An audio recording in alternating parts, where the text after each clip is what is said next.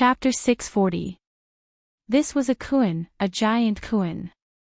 Furthermore, unlike the species he had seen above the demon world's holy palace before, this was a scavenger Kuan with an extremely foul stench all over its body, like a rotting corpse soaked in stinky mud. The smell was extremely pungent. This could already be called a biochemical weapon. Frowning, Immortal Jin Yuan used spirit energy to seal off his nose to temporarily numb his sense of smell, otherwise he felt that he really would pass out from the stench. If this was the case for a grand venerated immortal, then there was no need to mention other people. The current situation was almost exactly the same as what second-generation demon saint had described back then. An inexplicable crack in space, and then a primordial ferocious beast that used primordial chi as its main source of energy. So the question at hand was, where did this ferocious beast come from? How annoying. I'm afraid I'll have to mend the ground again after I've already patched it up. Immortal Jin Yuan sighed in his heart. He clenched his fists and completely concealed his aura, concealing himself in a way that would disguise himself first. This scavenger Kuan wasn't big, but it was still a little bigger than the corpse he had seen in Demon Saint's holy palace back then. It wasn't a baby Kuan, but a child Kuan whose spiritual intelligence hadn't fully developed yet. Although the other party had already sensed his aura, as long as Immortal Jin Yuan didn't alert it, he probably wouldn't provoke it. Even so, this scavenger Kuan's senses were beyond Immortal Jin Yuan's imagination. Even though Immortal Jin Yuan had concealed his aura, this scavenger Kuan actually didn't seem to lose its direction. Immortal Jin Yuan changed his position several times in a row, and the scavenger Kuan also followed suit, its head always aimed in his direction. Was this Kuan using its head as a sensing device? Or, was someone controlling this scavenger Kuan's movements from behind the scenes? Immortal Jin Yuan remembered that in Demon Saint's holy palace, there had been a broken fishing line on the belly of that baby multi-fanged Kuan. If this fishing line could be used to conduct and control the Kuan like a marionette, then the current situation was a lot more complicated than Immortal Jin Yuan had imagined. Immortal puppet. Open. Thinking this, Immortal Jin Yuan didn't hesitate to open his immortal eye. Light gathered in his orange pupils before finally blossoming. In that instant, it was as if time had slowed down and everything in the world had slowed down. With Immortal Jin Yuan at its center, a faint immortal chi spread out, causing his beautiful red hair to sway slightly. The immortal puppet's power searched the scavenger Kuan's body from top to bottom. Soon, his eyes trembled. Blade, come. Immortal Jin Yuan raised his hand, and several streaks of red light swiftly flew out of his cuffs. He had never taken out his life-bonded magic weapon before because he didn't think it was necessary.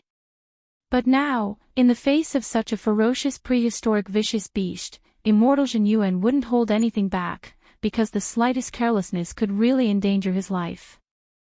These streaks of red light formed a disc in front of Immortal Jin Yuan, and finally joined together to form a blade wheel with 8 openings. When a cultivator reached a certain realm, they would have their own life-bonded magic weapon, which was usually a first-class holy weapon or a world-defying magic weapon. The red blade wheel that Immortal Jin Yuan had summoned now was a world-defying magic weapon that had been forged after being fed with his own blood for 100 years, Red Moon Blade Wheel. Red Moon Blade Wheel had 2 forms. When split, it could be used independently as an 8-sided scimitar for all kinds of miraculous attacks, which was more flexible. The second form, which was the wheel attack in its current combined form, was even more destructive. Currently, Immortal Jin Yuan didn't know what kind of material this fishing line was made of, but what was certain was that this fishing line could actually penetrate space and wasn't corroded by the power of chaos in the space.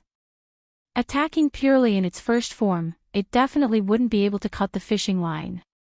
Red Moon Blade Wheel was extremely destructive. When all was said and done, it was a world-defying magic weapon.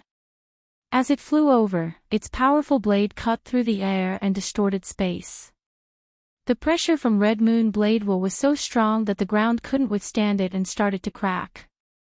Jin Yuan's heart was bleeding. This was the ground he had just restored.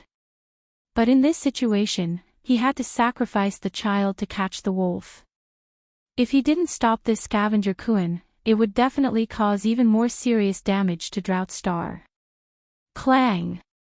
Red Moon blade will collided with the fishing line, and there was the dull sound of metal striking metal. Immortal Jin Yuan could faintly see sparks from the friction between the blade wheel and the fishing line. I have to work harder. Immortal Jin Yuan's fiery red Daoist robe flapped in the air as he manipulated Red Moon blade wheel to spin at high speed. The powerful blade scraped against this fishing line of unknown material, and there was an ear-piercing sound.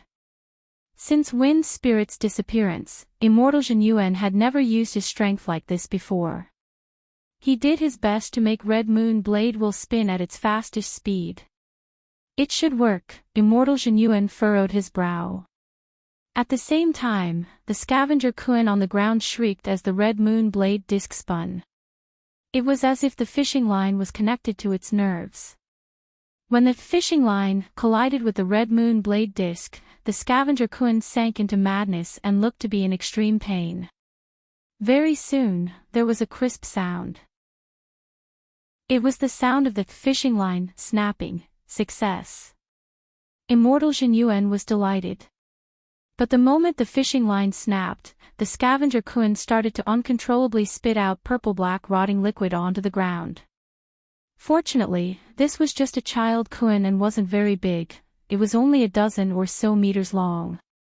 If it had been an adult giant Kuan, its wingspan would have been more than 10,000 feet, and Immortal Jin Yuan felt that it would have been very difficult for him to withstand such a vicious creature.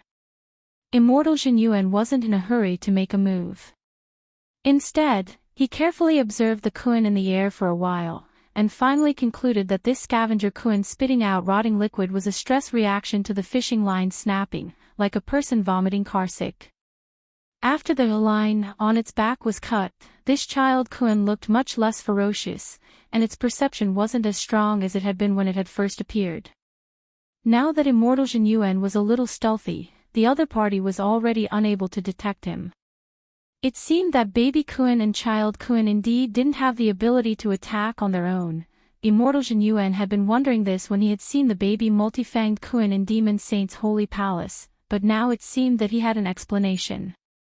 Whether it was a baby Kuan or a child Kuan, although they had the ability to attack, these prehistoric vicious beasts generally wouldn't take the initiative to attack at this stage. Vicious beasts learned their attack skills from their parents as they grew older. At this stage, they still needed enough nutrients to grow, and attacking would usually affect their development. Chapter 641. After spitting out the acid, the scavenger Kuan gradually calmed down. The puppet technique was an evil technique that was absolutely forbidden among human cultivators. This was because the principle behind the puppet technique was very malicious. What it consumed wasn't the energy of the caster, but the energy of the victim. The victim of the puppet technique would continuously produce energy at the cost of their lifespan until they ran dry. Thousands of years ago, when this spell had just become popular, the victims would eventually be completely drained of their energy by the caster before they slowly withered away and died. But the caster would be completely unscathed. Immortal Jin Yuan wasn't sure whether the puppet spell was controlling this scavenger Kuan's movements, but he was sure that the principle behind this spell was similar to the puppet spell. While Immortal Jin Yuan was pondering this, a golden light suddenly appeared in the sky, and Loopy Toad and Little Silver descended abruptly, both wrapped in the golden light shield that Wang Ling had cast on them. After Dog 2's trip to the demon world last time, Wang Ling had reconfigured Lord Ma. From now on, everyone who was teleported through Lord Ma would have their own golden light shield on them, except for those who had been washed away by Lord Ma. Loopy Toad and Little Silver landed in front of the giant scavenger Kuan's corpse. "Senior Dog. Why are you here?" Immortal Jin Yuan was pleasantly surprised. Dog 2 stared at the scavenger Kuan, which looked like it had already fallen asleep on the ground, and its heart was also shaken. In the end, it was still a step too late. But Jin Yuan didn't seem to be in any serious trouble, so the situation wasn't too bad.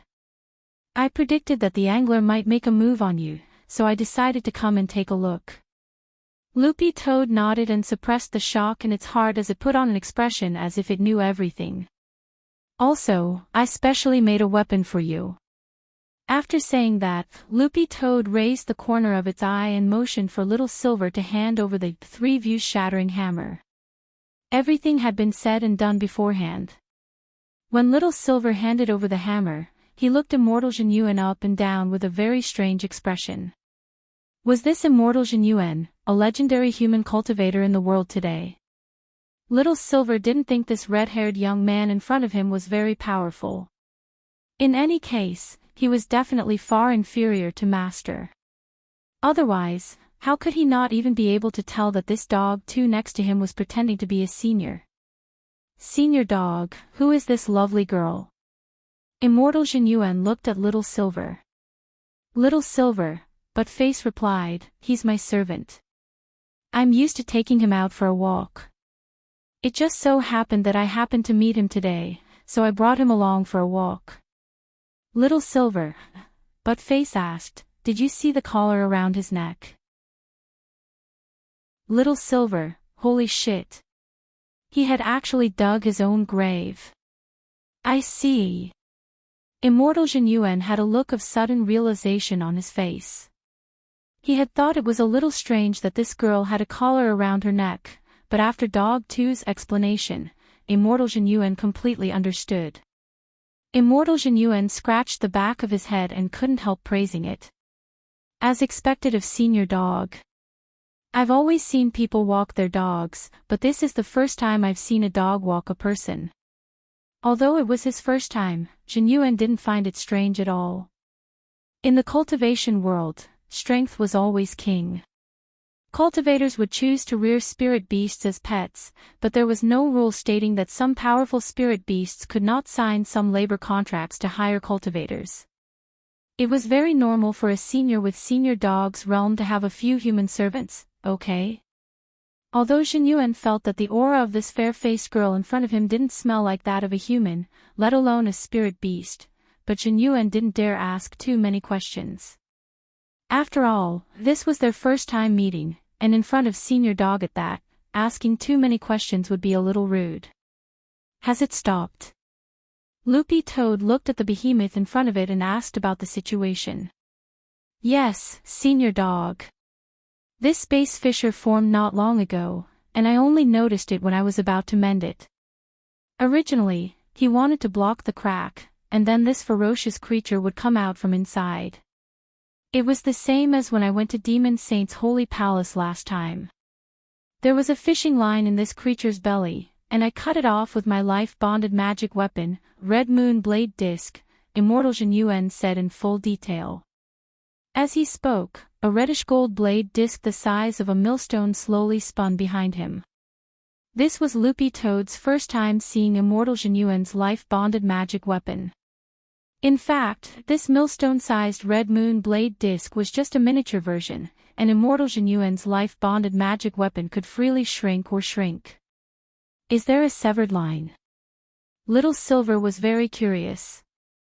Part of it is still attached to that evil creature's body, and the rest has already been swallowed up by the space fissure. It should have been recycled. I think it's a puppet spell, but I don't think so. If it's just a simple puppet spell, it would be a little difficult to control such a behemoth. Immortal Genuine cupped his chin and looked at Loopy Toad. Does Senior Dog know what spell this is? Loopy Toad pretended to be profound. Of course I know. On the side, Little Silver looked like he was watching a good show. Dog 2's act had gone overboard, and Little Silver wanted to see what it had to say. Loopy Toad, I know, but there's no need to say it in person. My servant, Little Silver, will handle this matter. Little Silver. F***ku. Teacher Little Silver, what do you think? Immortal Genuine asked very cautiously, and even used honorifics. Although this Miss Little Silver was indeed Senior Dog's servant, what was Senior Dog's identity?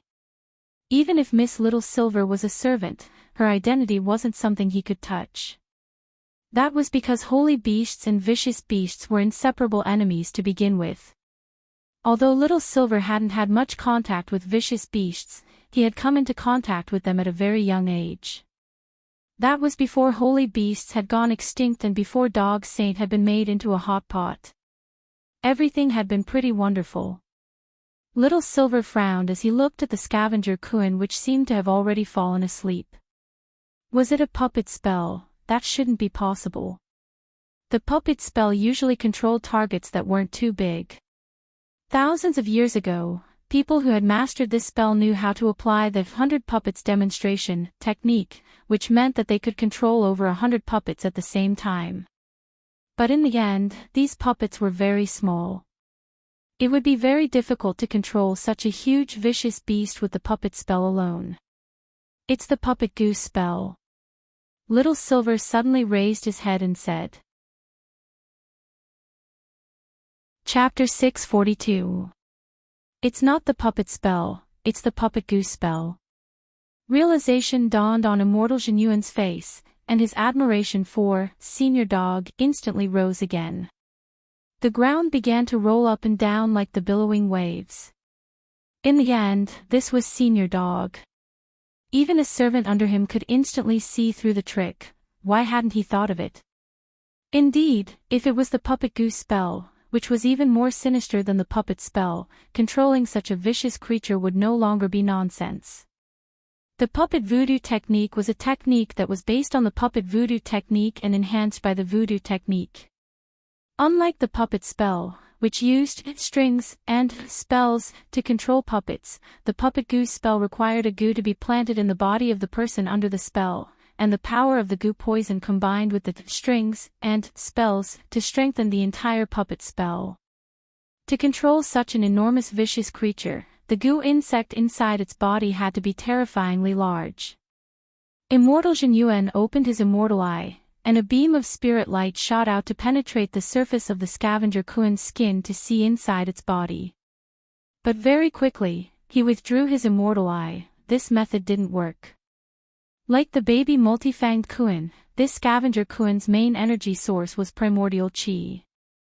Since the primordial chi covered its body, the immortal eye, which used spirit energy as its main energy source, couldn't penetrate the Kuin's skin at all. As expected, it doesn't work. Immortal Genuine sighed. The concentration of primordial chi in his body was still too low. Little Silver licked his lips.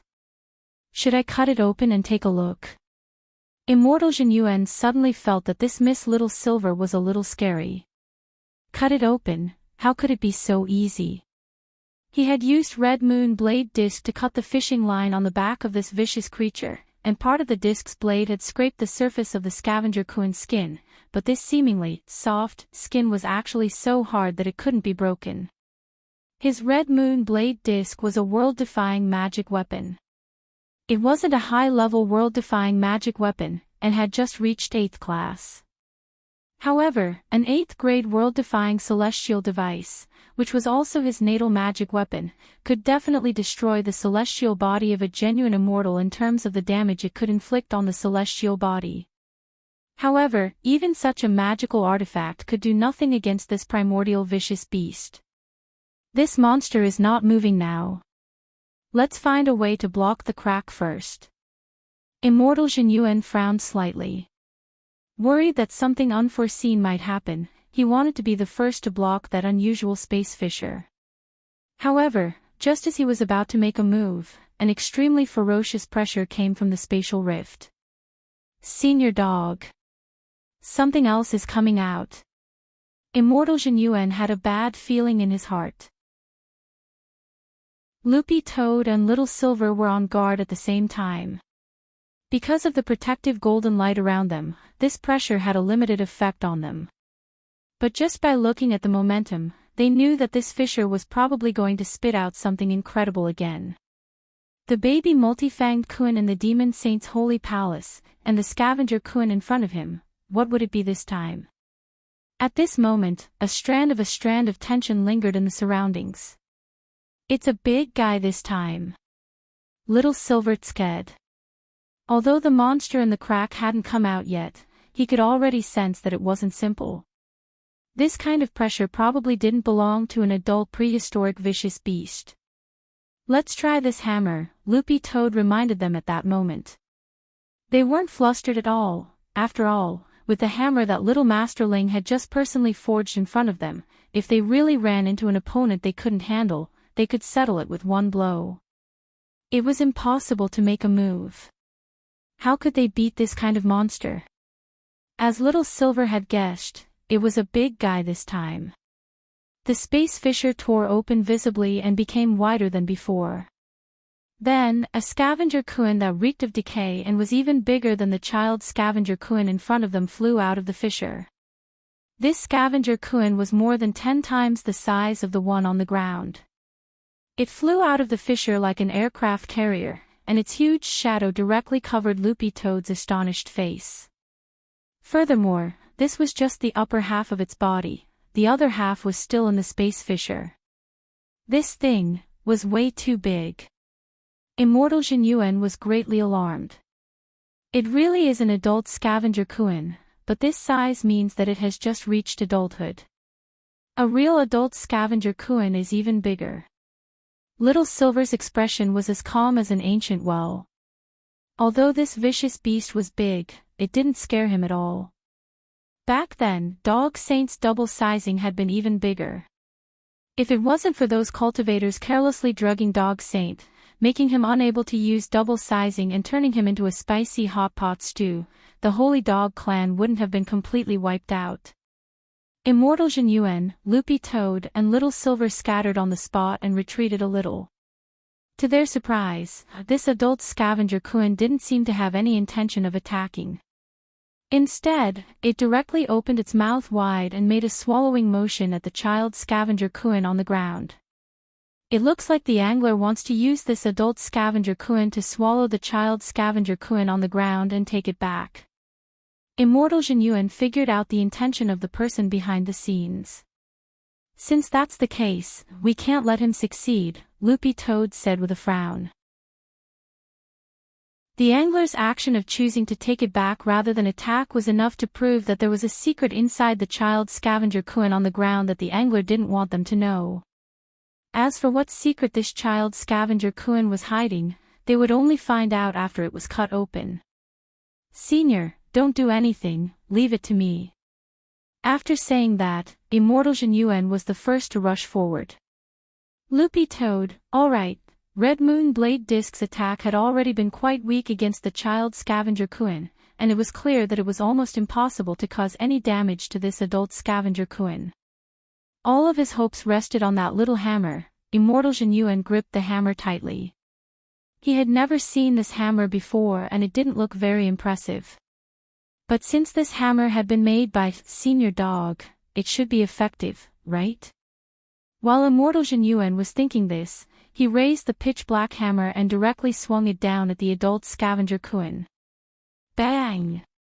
There was the muffled sound of a collision. Immortal Jinyuan was thrown back, but he wasn't injured. The moment he was thrown back, the adult scavenger Kuin which had been hit by the hammer suddenly roared in pain, and its swallowing motion instantly froze. The weakening effect had taken effect. Now is the time for all living things to be equal. Hurry up and attack. Dog 2 reminded him. All right. Senior. Immortal Jinyuan grit his teeth and operated Red Moon Blade Disc again. Chapter 643. Red Moon Blade Disc was like a gear, and as Immortal Jinyuan cast the spell, it grew in size as it moved, its blade piercing through the heavens. When a world-defying magic weapon truly unleashed its power, it undoubtedly had earth-shattering destructive power. Red Moon Blade Disc cut into the weakened body of the adult scavenger Kuin inch by inch, causing massive amounts of blood to gush out of the wound. The corrosive blood flowed out very slowly like magma, and the moment it touched the ground, it corroded into the earth and burned up thick smoke. Loopy Toad and Little Silver sealed their nose orifices. The smell was too horrible, and if they didn't cut off their sense of smell, they would probably die here. It really works. Immortal Jin Yuan was delighted in his heart. This hammer was too useful.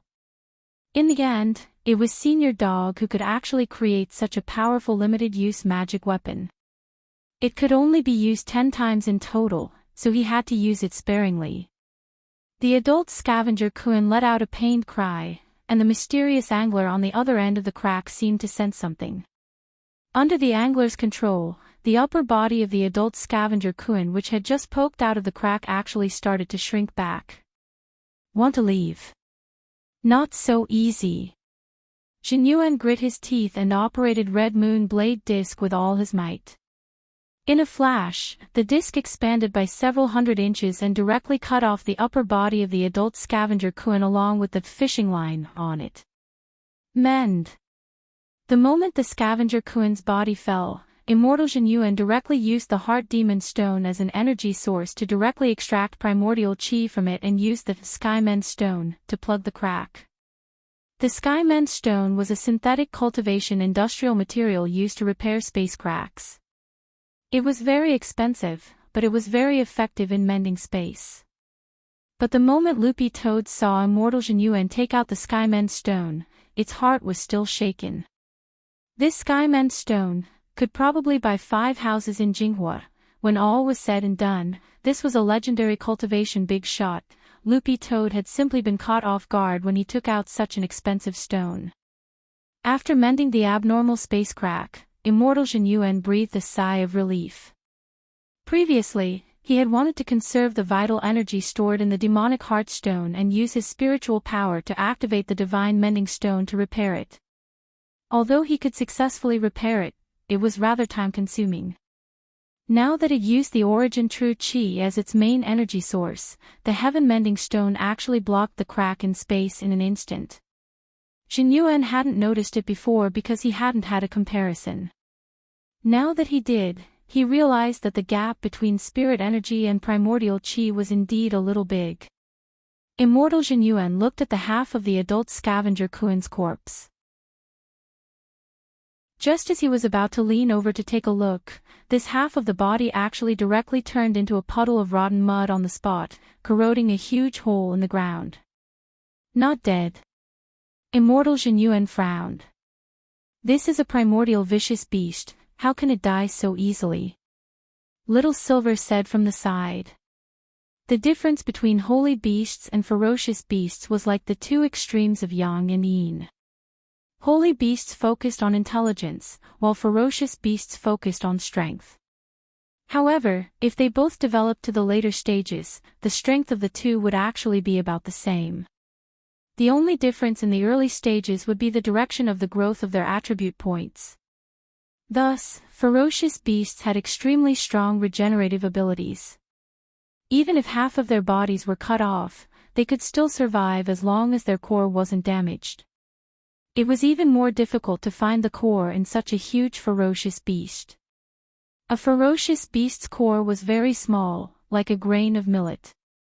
In a normal situation, it would already be very difficult for someone to fight a ferocious beast for the first time, and they wouldn't be able to care about looking for the core at all.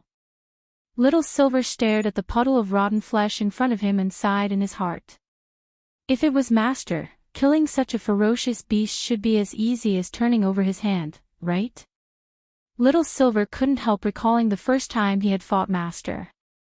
At that time, Master had still been wearing a sports coat, and he had very handsomely raised his hand to slap Little Silver in his beast form and sent Little Silver flying with one slap. At that time, Little Silver vividly remembered how he had felt. He hadn't felt angry, nor had he felt the slightest bit of pain. Instead, after being slapped, he had felt a sense of excitement, as if he had indulged in a powerful oppressive force. Now that Little Silver thought about it carefully, perhaps from that time on, he had already believed from the bottom of his heart that Wang Ling was his master. Thinking this, Little Silver still felt a little regretful in his heart. Who knew when Master would be able to hit him again? The adult scavenger Kun fled, leaving behind this child scavenger Kun that had already broken free of control. The child scavenger Kun itself wasn't aggressive unless there was someone controlling it from behind. Now, the fishing line on this scavenger Kun had already been cut, and it lay motionless on the ground. The 3 views shattering hammer's weakening ability was a group attack that could forcibly weaken any hostile enemy. While this weakened state hadn't completely disappeared, Immortal Jinyuan continued to use Red Moon Blade Disc, intending to cut open this scavenger Kuin's body layer by layer to see what on earth was inside. Since he couldn't find the core, he just had to continue to cause damage to this scavenger Kuin. Furthermore, the recovery ability of a child scavenger Kuin wasn't as good as that of an adult scavenger Kuin. In this weakened state of all creatures are equal, Immortal Jinyuan felt that everything was now completely under his control. Let me see what on earth is inside this vicious creature of yours. Immortal Jinyuan's eyebrows furrowed into a small knot. Then, he carefully manipulated Red Moon Blade Disc to make precise cuts. The scavenger Kuin roared in pain and tried to flee, but Immortal Jinyuan raised his hand and nailed it to the ground with a golden light. Loopy Toad's heart shook as it sighed at how amazing little Masterling's little hammer was. This kind of weakening was just too sick. In this weakened state, whether it was a child scavenger Kuin or an adult scavenger Kuin, neither had the ability to resist. This thing had rough skin and thick flesh, and now that Red Moon Blade Disc continued to cut it open, the first layer of skin was finally completely peeled off. Jinyuan and Loopy Toad had thought that they would find a goo insect or something inside its body, but in the end, they were greatly astonished by what they saw. Inside this child scavenger Kuin, there was actually another scavenger Kuin wrapped up inside it. Immortal Jinyuan, Loopy Toad, Little Silver. To refine an even smaller Kuin into a goo insect, and then use the puppet goo spell to attach the goo insect to another Kuin. What kind of operation was this? Senior Dog, let me try again. Jinyuan was a little dumbfounded, and then continued to operate the blade disc to remove the second layer of skin of this Kuin. Although it was a little hard to believe, they had indeed seen it. Inside this second Kuin hidden inside the body, there was actually a third Kuin. Chapter 644. There were 3 baby Kuin inside this child Kuin's body, each smaller than the last. Little Silver couldn't help recalling a web game he had played called Big Fish Eat Small Fish. Refining an even smaller Kuin into a goo worm, and then using the puppet goo spell to plant the goo worm inside the smaller Kuin to parasitize it. Immortal Jinyuan came up with a guess. Little Silver thought for a bit, then cupped his chin and narrowed his eyes as he said softly, that should be the case, but this angler also used a characteristic of a vicious beast like a Kuin. What characteristic? Immortal Jinyuan asked in a low voice. Have you ever played the Big Fish Eat Small Fish game? Little Silver explained, when a vicious beast like a Kuin is in danger, it has a unique way of strengthening itself, and that is to devour smaller Kuin to strengthen itself. This is my first time seeing this, but my grandfather mentioned it to me when I was in the clan, so it definitely isn't fake. Hearing this, Immortal Jinyuan and Loopy Toad both understood. Planting a goo worm inside an adult Kuin was obviously as difficult as ascending to heaven, but it was very easy to plant it in a baby Kuin that had just been born and wasn't too big. Coupled with the Kuin's characteristic of the big swallowing the small to strengthen itself, controlling a baby Kuin with a goo worm was the same as controlling an even more powerful adult Kuin. Immortal Jinyuan couldn't help recalling the half of an adult Kuin that he had cut open with Red Moon Blade Disc. Although it had looked like a bloody mess, now that he thought about it carefully, when he had cut it open, the cross-section had been like a 1,000-layer cake. Immortal Jinyuan had never dealt with a vicious beast before, and had thought that this was the structure of a Kuin's body. Now that he thought about it, the adult Kuin that had survived after Immortal Jinyuan had cut off half of its body had probably swallowed several smaller Kuin. However, this was not the most frightening part of the story. It was actually the angler.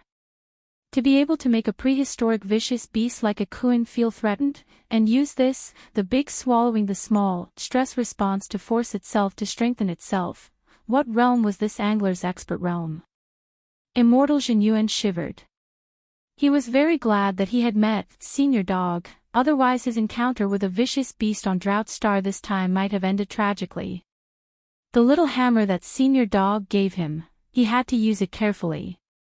Immortal Jin Yuan sighed in his heart. This magical little hammer was a genuine life-saving magic treasure.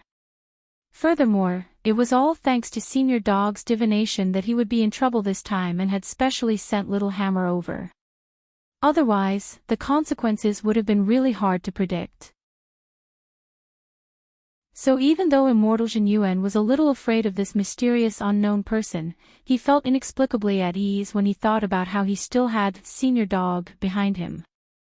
Since Senior Dog was able to create this magical hammer to counter, it meant that Senior Dog's strength might be on par with that mysterious angler's. The most troublesome thing right now was that they didn't know what the intentions of the mysterious angler were, nor did they know where he was. The only thing they knew was that it wouldn't be easy for the mysterious angler to tear open the spatial wall and let the Kuan fly over. That was because every time a special spatial crack was formed, it would be a true disaster if it was formed on a large scale. All in all, Immortal Jin Yuan felt that this situation where they were out in the open and the enemy in the dark was actually very disadvantageous to them. The situation could be said to be a blur, and there was next to no information on the angler. But now, it wasn't that they didn't have any clues. Immortal Jin Yuan stared at the already imprisoned baby Kuan on the ground, and an idea stirred in his heart. Senior Dog, do you want to cut it down again? Immortal Jin Yuan asked.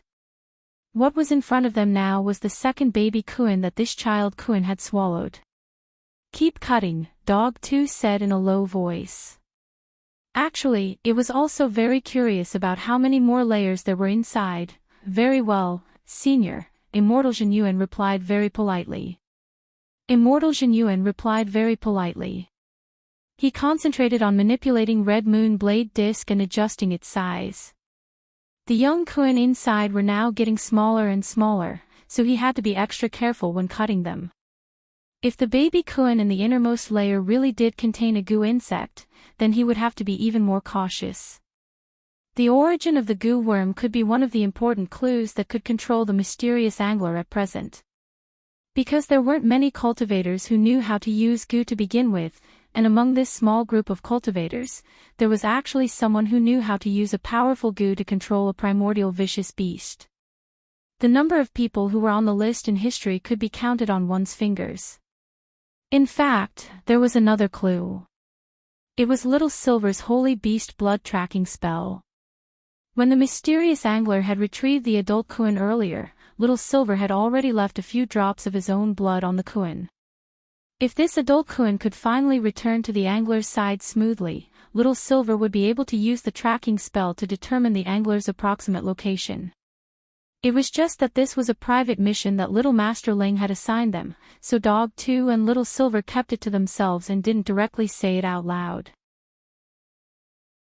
I'm going to cut it. At that moment, Immortal Jin Yuan felt like a surgeon in an operating theater who was about to operate on a patient, and he was especially nervous. But at the same time, there was a faint sense of excitement, as if he were about to open an express delivery. Hovering in the air, Immortal Jin Yuan slowly lowered the Red Moon Blade Disc and started to cut open the skin of the second baby Kuan in his body. This scene gave off a chainsaw déjà vu. Little Silver had finished watching this movie not long ago, and for some reason, he felt that it was very tasty. Seeing this, Little Silver rubbed his belly. It was a pity that he had been on a diet recently, so he rarely ordered takeout.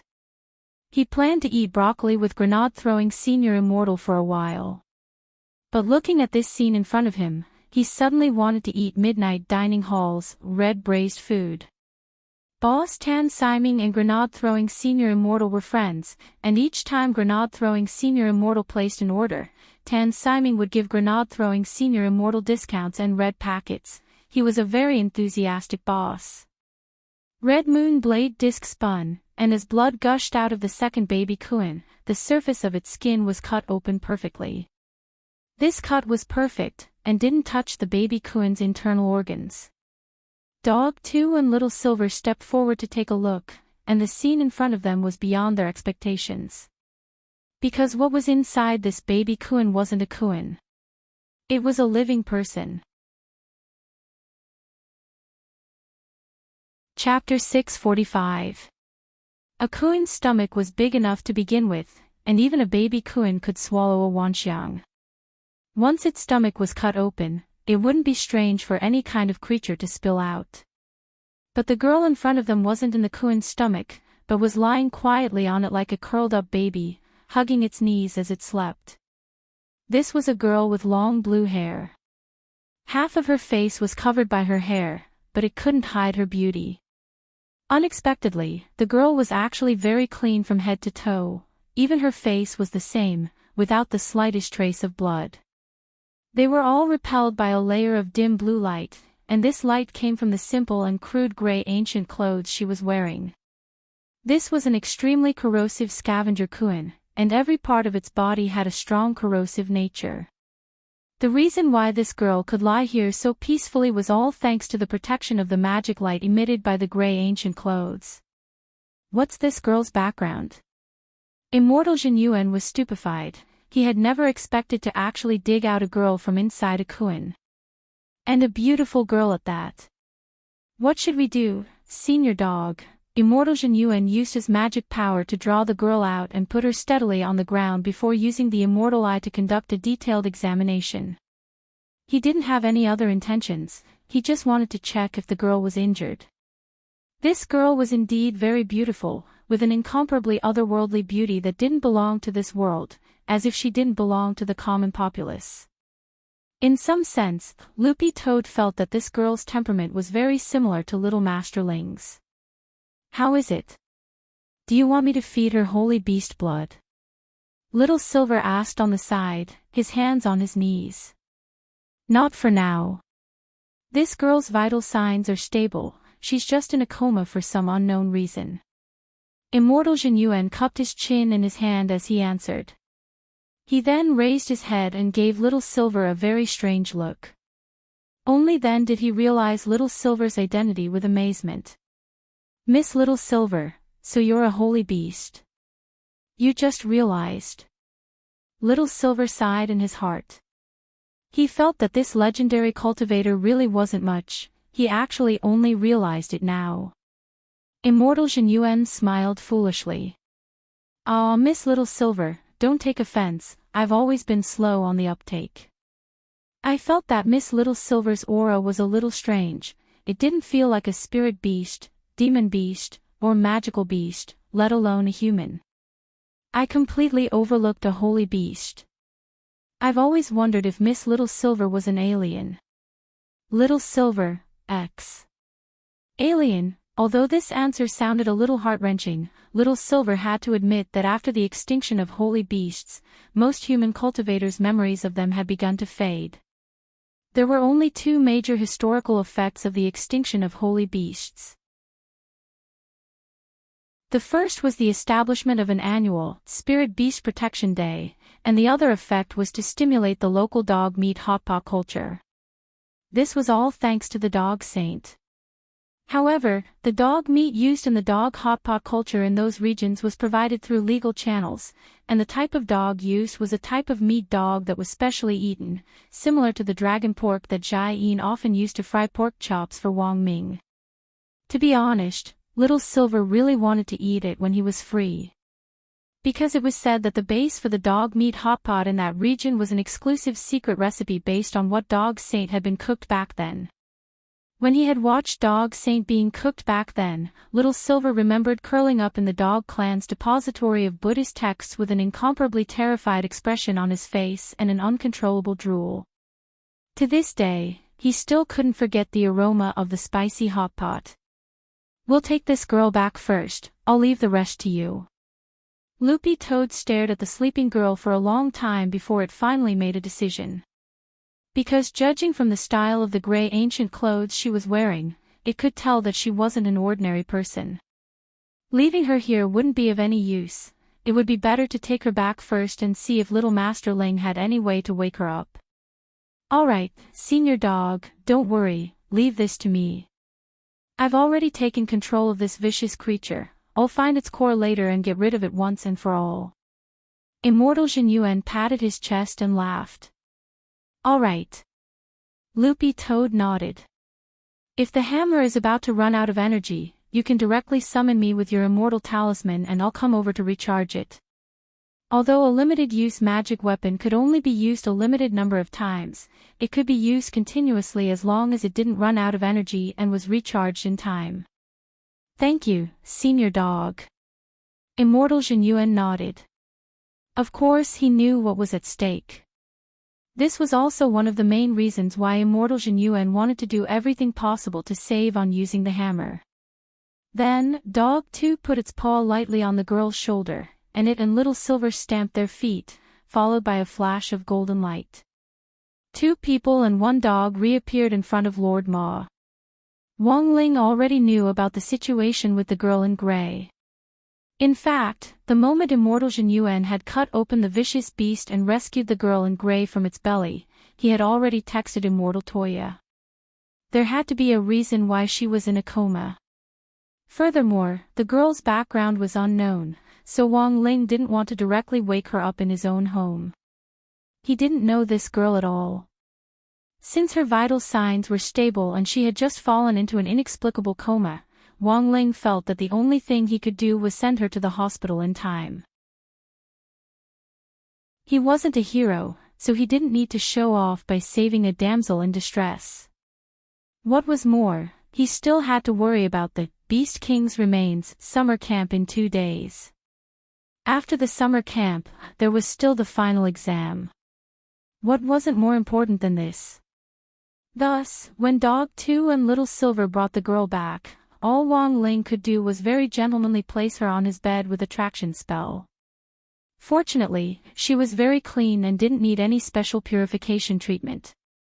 The only thing that Wang Ling was a little curious about was the gray clothes she was wearing. Because they had the aura of heavenly Tao on them. Wang Ling stretched out his hand to touch the gray clothes to see what they were made of. In the end, he had just stretched out his hand when Mother Wang directly opened the door and came in. Mother Wang sucked in a breath at the scene in front of her. The girl in gray was sleeping soundly on the bed, and Ling Ling's action of reaching out to touch the hem of the clothes, what were they doing? Mother Wang covered her mouth in astonishment. Then she slammed the door shut with a bang. Wang Ling. Chapter 646. This was already the second time. What was it like to be misunderstood by your own mother for the second time? Wang Ling felt that it was as embarrassing as someone seeing you dripping yogurt on your pants while wiping it off with a tissue in the bedroom. Looking at the bedroom door, Wang Ling felt that it was time for him to enchant it as well, at the very least, add a function for protection. It wasn't that Mother Wang didn't have the habit of knocking on the door, but that sometimes when she was in a hurry to say something, she would forget to knock. It could only be said that all mothers in the world were like this. Wang Ling looked at the girl in gray on the bed, and his eyebrows furrowed into a small knot. This was because he felt that this girl in gray had a different identity from a human cultivator. He had touched the material of this gray robe, but he couldn't tell what it was at all. In that case, there were 2 possibilities. First, the material of the gray robe came from outside the Milky Way, and it belonged to an alien material outside the Milky Way. Or, it was an extinct resource from the primordial era. In both cases, there was only one way for Wang Ling to learn about the material, and that was to set up an array to summon the heavenly Tao for information. Was he going to deliver crispy noodle snacks again? Speaking of which, it seemed that the box of toasted gluten-flavored crispy noodle snacks which he had specially ordered was already on its way. Wang Ling frowned and sighed in his heart. Heavenly Tao. It was July 22nd on Saturday in the 13th week of the semester. It was already the next morning when Immortal Toya arrived. He had already planned to set off from Chrysanthemum Island last night. After all, it was Ling Jinren's order, and he didn't dare slight it at all. In the end, he just happened to run into his 2 disciples, Jin Shi and Yin Shi's extracurricular cram school seminar. Jin Shi and Yin Shi had come to the island and been taken in as disciples by Immortal Toya. After personally training them, their damaged spirit roots had already been completely repaired. During their 13 years on the island, the siblings had learned a lot of knowledge and principles from immortal Toya, but being out of touch with the secular world for a long time was definitely not good. Jinshi and Enshi were still very young, so immortal Toya planned to help them find a cram school in the city while they were still able to absorb new things fairly quickly, so that they could interact more with the children in the city.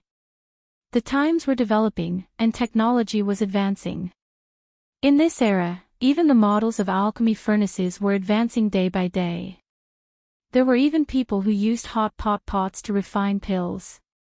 This was a newly developed automatic hot pot alchemy furnace which immortal Toya had only recently seen. You just needed to plug in the electricity, mix the ingredients according to the proportion, and stew them in one pot. It was super convenient. The scariest thing was that this type of alchemy furnace was invented by a university student. Later, someone bought out the patent and became rich. It could only be said that there would always be talented people in every generation. Young people's thoughts were always novel and unique.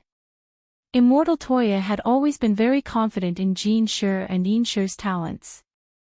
Therefore, he planned to let the two siblings go to the city to gain some experience. The times had indeed changed. Immortal Toya couldn't help feeling a little emotional. A long time ago, it was the city kids who went deep into the countryside to gain experience. Now, it was obviously not a wise choice to be out of step with the times. Children in the countryside had to think of ways to get in touch with life in the city. Chrysanthemum Island actually had a lot of advanced technology, but that was only the tip of the iceberg. Thus, immortal Toya hadn't been able to come over right away last night because of his two precious disciples' extracurricular seminar. But he wasn't in a hurry. After all, the girl had just fallen asleep, and her life wasn't in danger. Immortal Toya's ride was a wooden carriage, which had a very special name, Wooden Ox. It sounded very slow, but in fact it wasn't slow at all. This carriage was specially customized with modern technology, and could also be used for three purposes. When necessary, it could turn into a machine-operated bird to fly in the sky, a machine-operated whale to act as a submarine, or a machine-operated dolphin to act as a speedboat. I'm taking you out today because I have something to do, and I'll show you around the city. Given your temperaments, you definitely won't get into fights with other people in the city, but we Chrysanthemum Island people shouldn't be bullied, understand? When it's time to fight back, you still have to fight back. Sitting on the wooden ox, immortal Toya reminded Jinshi and Enshi, who were sitting in the back, as he was about to start the vehicle. Yes, Shifu. Jinshi and Enshi replied in unison, but when is the time to fight back? Immortal Toya was blank. He felt that this was a very difficult matter to define, which was why he had decided to send the siblings to the city to gain experience for a period of time. It was certainly good to be a pure and kind child nowadays, but if you wanted to survive, you would definitely suffer if you were too kind. The siblings' lives had already been very bitter. Most alchemists paid attention to the tranquility of their hearts, which meant that they wouldn't get angry easily. Jinshi and Enshi had been with him for many years. Although they might not have as much exposure to elixirs as the older alchemists on the market, children who had been exposed to alchemy from a young age had completely different temperaments. So, Immortal Toya's answer to the siblings' question was, if you feel angry, you can fight back. Remember not to kill them, and leave them alive. That way, I can save them. Yes, Shifu. The siblings looked at each other and smiled. While Immortal Toya was on his way to the Wang family's small villa, Wang Ling had a video call with Daoist Guang to ask him about the gray Daoist robe the girl was wearing. Daoist Guang's live streaming business had been in full swing recently, and the average number of people online had just broken the 20 million mark, bringing huge traffic to the website. When Wang Ling had looked for Daoist Guang in the morning, Daoist Guang had just been about to start a live stream. Daoist Guang looked carefully at the photo Wang Ling had sent him, and then shook his head. To tell you the truth, Senior Ling, I'm really stupid. I can't tell the origin of this grey Daoist robe at all. Daoist Guang had really examined it very carefully, although he hadn't held out much hope from the beginning. What realm was Ling Zhenren at? If he couldn't tell the origin of this Daoist robe, what could he do? He was also very desperate. Wang Ling nodded. Sure enough, in the end, he could only ask the heavenly Dao, but Senior Ling, I can't tell the origin of this Daoist robe. Does Senior know the origin of this robe I'm wearing? Daoist Guang smiled slightly, and then zoomed in on the video. Only then did Wang Ling see that Daoist Guang was no longer wearing that white Daoist robe, but a full maid outfit. Wang Ling, Daoist Guang scratched his grizzled hair. This is a flag I set up a while ago when the number of viewers broke 20 million. I said that as long as it broke through, I would dress in women's clothes.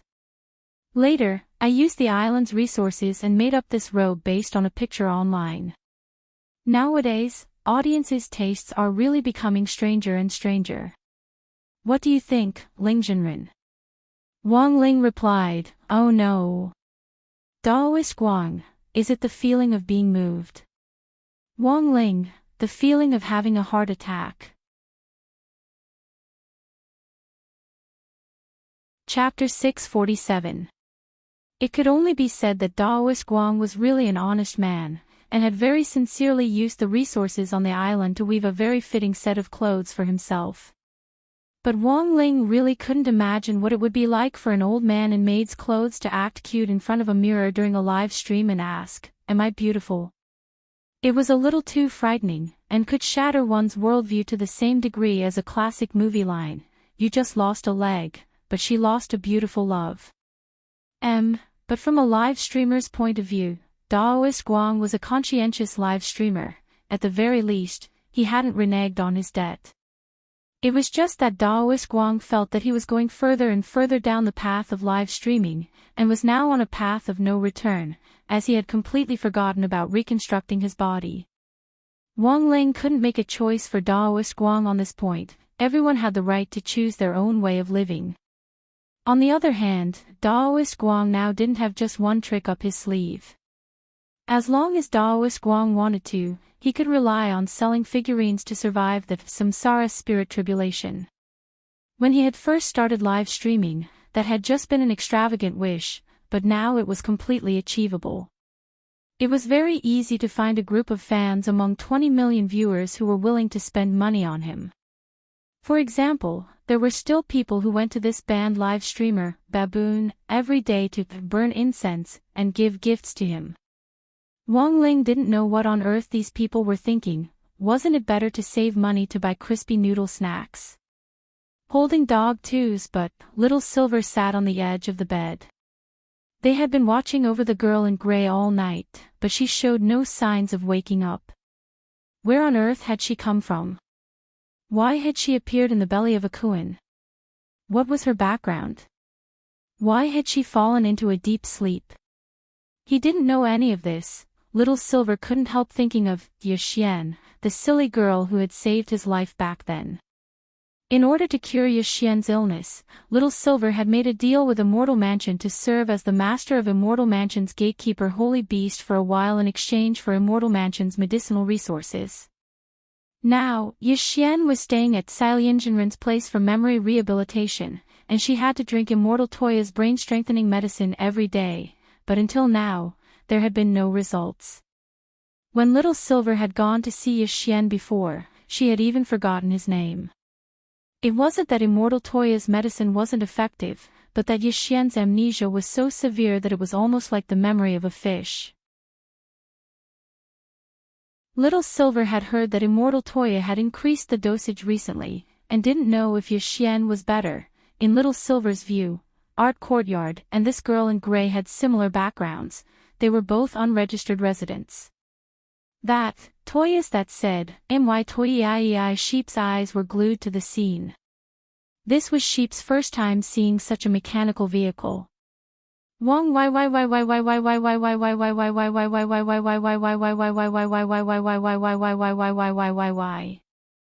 Sit hat said that Wong of said Wong, said duh. Sheep. Said that said, yay I be said, sheep. Wong.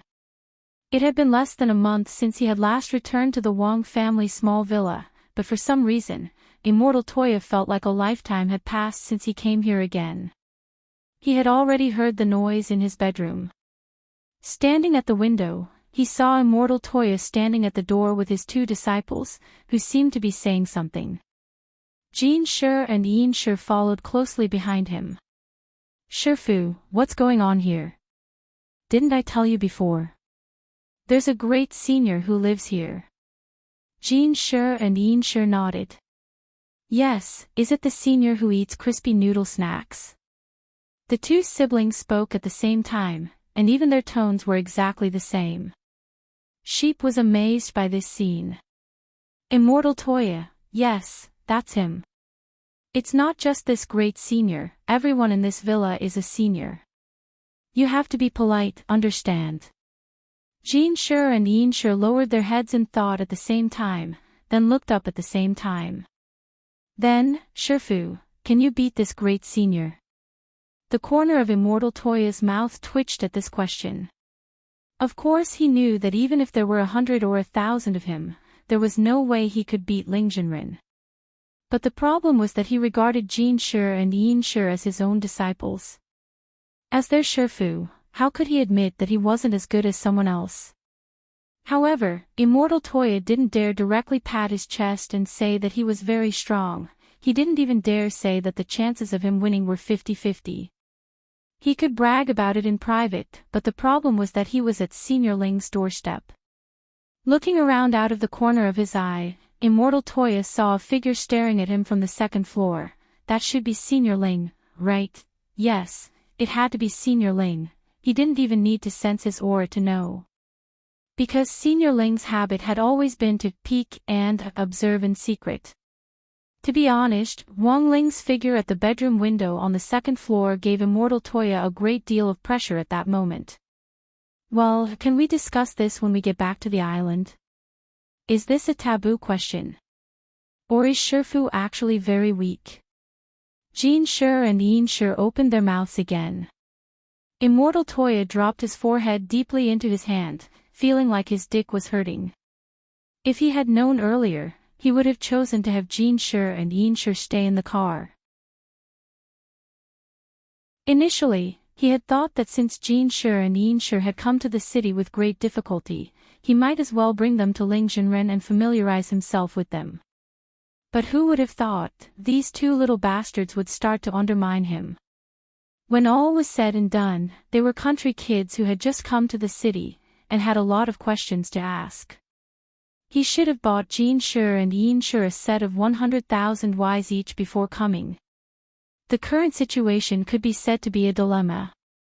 Immortal Toya didn't want to lose face in front of his disciples, but he also didn't want to offend Ling Jinren in front of him. Then, at this critical moment, Immortal Toya had a bright idea. He immediately took out his phone and quickly typed out a text message. Wang Ling withdrew his gaze, and sure enough, he saw that his message had arrived. Immortal Toya, Senior Ling, help. Senior Ling. Wang Ling, Immortal Toya, Senior Ling, please let me brag. Wang Ling, seeming to realize that the previous text message was a little ambiguous, Immortal Toya hurriedly typed again. Please let me brag, Wang Ling, Immortal Toya, I'll give you a crispy noodle snack branch. Chapter 650. After the medicine was dripped, Immortal Toya quietly waited for the test results. There was a Lingqing acupoint on the chest, which was the place with the densest spirit qi on the surface of a cultivator's body. Therefore, the test medicine had to be dripped on the chest, and the results would usually come out within 5 minutes. If this girl in gray was really in a coma because of the poison, the results would be very obvious. But after 5 minutes, there was no reaction from the spot where the medicine had been dripped. Did it fail? Little Silver tilted his head. No, it's already succeeded. It's just that this girl is a little special. The chi produced by the medicine is actually transparent.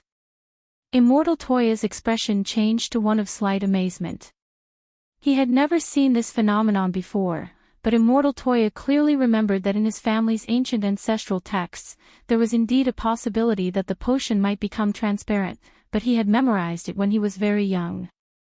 In addition, there had never been a situation where the potion had become transparent in the last 1,000 years, so Immortal Toya had forgotten that explanation a little, and would need to review it before he would know. There's no other way. I can only take this girl back to my place first, Senior Ling, Immortal Toya sighed. Although Immortal Toya had already anticipated from the beginning that this girl of unknown origin might be in a very troublesome coma, he never thought that he might have to face an illness that he had never encountered in his many years as a doctor. After that, Immortal Toya used the guide spell to guide the girl downstairs. He carefully placed her in the front passenger seat and fastened her seatbelt. Once they arrived on Chrysanthemum Island, the girl in gray would have to face a thorough examination, both inside and out. Of course, Immortal Toya couldn't do it alone. He understood the principle that men and women shouldn't touch. He would need the cooperation of Lianjinren, who had some medical expertise. Immortal Toya directly called Lianjinren. Hello. Lianjinren. I've just received a female patient from Senior Ling's family, and she's now in a deep coma. Immortal Toya gave her a rough account of his initial diagnosis. Lianjinren, I know. It just so happens that the rehabilitation medicine you prescribed for Xian last time is about to run out. How about I bring her to stay on the island for a while? It just so happens that I can help you. Immortal Toya nodded. That would be great, Lianjinren. Thank you so much. Lianjinren said, what are you talking about? Senior Ling's business is our business.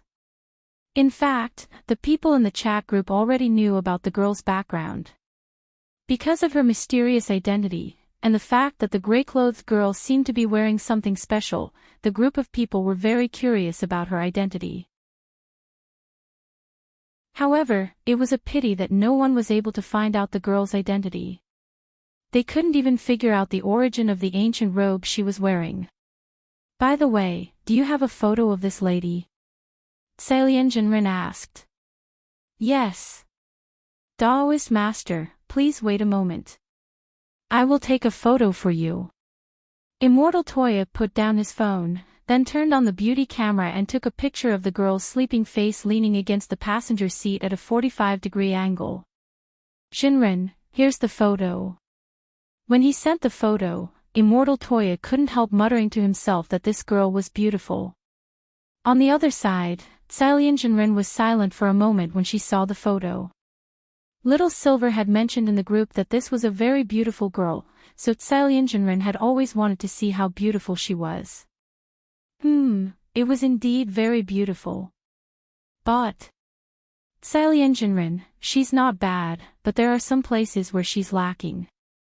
Immortal Toya, Jinren, what do you mean? Lianjinren ran her fingers through her hair. Immortal, do you know the difference between the Mariana Trench and the plains? Immortal Toya, at noon, the Wang family's small villa had an extra pair of bowls and chopsticks, which had been specially prepared for Little Silver. Mother Wang had always liked Little Silver very much from the moment they met. Although she herself wasn't particularly fond of looking at a person's face, it was undeniable that good looks indeed added points. Why haven't I seen old Senior Wang lately? Little Silver sat upright at the dining table. Because Wang Ling was sitting opposite him, he was especially well behaved with his hands on his thighs, looking very obedient. Grandpa has been cultivating in seclusion recently, Loopy Toad answered mysteriously. Grandfather Wang and the head of Kitchen Knife sect were quickly approaching the time limit for their battle. Grandfather Wang had pretty much finished studying the recipes in the past few weeks, and he heard that he had been practicing his knife skills recently at the Chrysanthemum restaurant, where he used to work. In the last few days, Grandfather Wang had been going out before dawn every day in order to improve his knife skills. Loopy Toad stood guard at the door and immediately knew what was going on. Wong Ling nodded. Although he had been busy with the midterm exams and was about to be tossed about by the summer camp, he had always been concerned about his grandfather. His grandfather had never once thought of cooling down his passion for cooking, even though he had reached an advanced age. Come to think of it, Wong Ling remembered that when Grandfather Wong was young, he had been a famous chef at Kikaro restaurant. No one could match his self-created cloak knife technique, and he had won various awards all over the country for his exquisite knife skills. Now, these medals were locked in the old man's house in the countryside. Wong Ling remembered going to see it once when he was very young. It was filled with medals, trophies and certificates, and they were all genuine immortal gold. When he was young, Wong Ling remembered that someone had persuaded the old man to sell his medals and buy a house in the city. Given the capital he had accumulated when he was young, he could have casually sold one of his medals for a down payment on a house in downtown Songhai City, but he couldn't do that now. Of course, among all the achievements the old man had made, the most impressive had to be when he had participated in the first international knife nurturing competition, at the age of 30. He had once again won an international award with his cloak knife technique, and had even been given a title. As for what the title was, Wong Ling couldn't remember. It was a story he had heard when he was young. Wong Ling turned to look at Mother Wong telepathically with a puzzled expression. Mother Wong said as she arranged the tableware, "You don't remember? When your grandfather participated in the first international knife nurturing competition, he directly won the championship with his knife technique, and was given the title, Clear Sky Knife Luo." Wong Ling nodded. Right. That's it. Clear Sky Knife Luo. Chapter 651. Clear Sky Knife Luo. Little Silver felt like he had heard this title somewhere before. It was very familiar. Because Grandfather Wong had been busy improving his knife skills in the last few days, Mother Wong was now in charge of the Wong family's 3 meals a day. Since she had stopped writing and become a housewife, she had actually mastered a lot of life skills. Apart from taking care of family life, she didn't idle around, and used all her time to take all kinds of qualification exams. Tonight, Mother Wong was very particular about the side dishes, and had carefully planned out the meat and vegetable pairings. The starter dish was a crystal radish, which was an imported ingredient and very expensive. But it just so happened that they were on sale today, so Mother Wong bought 2 of them. She stored one in reserve, and sliced the other and stir-fried it with shredded meat. Mother Wong named this dish, Stir-Fried Radish King. The meat dish was vegetable meatballs, also known as vegetarian lion's head, which were made from minced broccoli and diced meat mixed with a certain proportion of eggs and flour. Actually, the main ingredient for this dish wasn't broccoli, but the Wong family now had so much broccoli that they couldn't digest it, so every time Mother Wong went out, she would bring several bags of broccoli with her to give away. Although the vegetable dish had been replaced with broccoli, which caused the original lion's head to lose its elasticity, that didn't stop Wong Ling from liking it very much. But because it was more troublesome to prepare, Mother Wong generally only cooked it when there were guests. This just happened to show that she really liked Little Silver. Oh, that was right, Mother Wong had named this dish, Vegetarian Lion's Head. Of the remaining 2 dishes, one was Wong Ming's favorite star grouper, but unfortunately he wasn't here today. The other dish was the soup for the evening, mushroom soup. It was made with a type of imported C. bacteria and Sarracenia bacteria, which were very good for intestinal health. Miss Silver is so thin, eat more. If it's not enough, there's more in the pot. Mother Wong smiled at Little Silver as she scooped rice into her bowl. He lowered his head shyly. It's enough. I actually don't eat much. Wong Ling and Loopy Toad gave him disdainful looks. I've never seen such a shameless Silver. Little Silver picked up his bowl and chopsticks, and only when he saw Wong Ling pick up food did he dare move. Then, where's Senior Wong? Master's father. Little Silver remembered that he had only been to the Wong family's small villa a few times, and had very few opportunities to meet him. He's busy composing. Let's eat first. He's always been like this. Mother Wong smiled helplessly. I'll send food up later. Looking at the second floor, Little Silver couldn't hold back his chatterbox. What book did Senior Wong write? I can see. The live-streaming Life of the Immortal King is serialized online, and the previous one was called Let Go of That Wet Nurse, Loopy Toad replied. You can find it online, but remember to subscribe to the original version. Of course. Little Silver replied solemnly. Little Silver silently memorized the names of these two books. These were Senior Wong's masterpieces, he definitely had to read them. Not only did he have to look, but he also had to jot down the key points in his notebook. Little Silver suddenly remembered that when he was at Grenade Throwing's house, he would see Grenade Throwing Senior Immortal reading a novel when he had nothing to do, and studying it as he read it. Little Silver now completely understood. It turned out that he was reading Senior Wong's novel. Master was already so awesome, then how strong was Senior Wong? There had to be something in this novel. In the evening, it was Grenade Throwing Senior Immortal who had specially come to the Wong family's small villa to pick up Little Silver. Because he was afraid that Little Silver would be arrested and taken to the police station if he went home alone, it could be said that Grenade Throwing had gone to great lengths. On the way home, Grenade Throwing Senior Immortal saw that Little Silver actually wasn't watching TV or online soap operas, but was instead reading an e-book very seriously, and he was startled on the spot. What are you reading? So serious. Senior Wong's masterpiece. You've been reading it the whole time, right? If you have any notes, can I borrow them to copy? Little Silver looked at Grenade Throwing Senior Immortal. Grenade Throwing Senior Immortal broke out in a sweat. I don't have any notes, it's just some of my own speculations. Senior Wong's book is a little profound, and I haven't fully grasped it yet. If you're interested, we can study it together. For Grenade Throwing Senior Immortal, this would definitely be difficult. Tens of millions of people chased after Senior Wong's novels. Just a casual call to the monthly votes list would result in an overwhelming victory. So many people were reading it, but how many of them could truly comprehend it?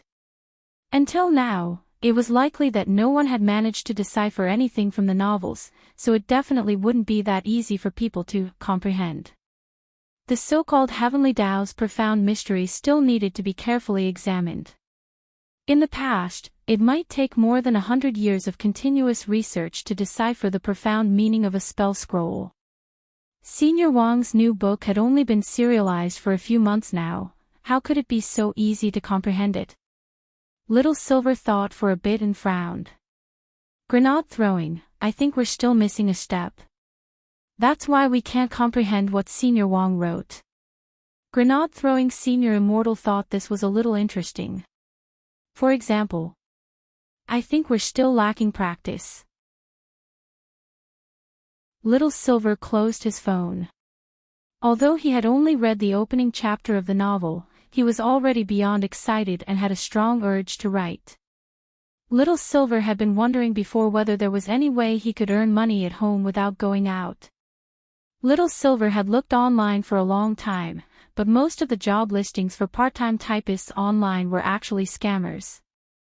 After living at Grenade Throwing Senior Immortal's place for so long, Little Silver felt that he should also learn to be self-reliant.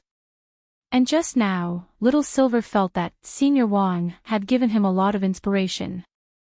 Grenade Throwing. Little Silver stared at Grenade Throwing Senior Immortal with a serious expression on his face. Grenade Throwing Senior Immortal. Little Silver, I want to write a novel.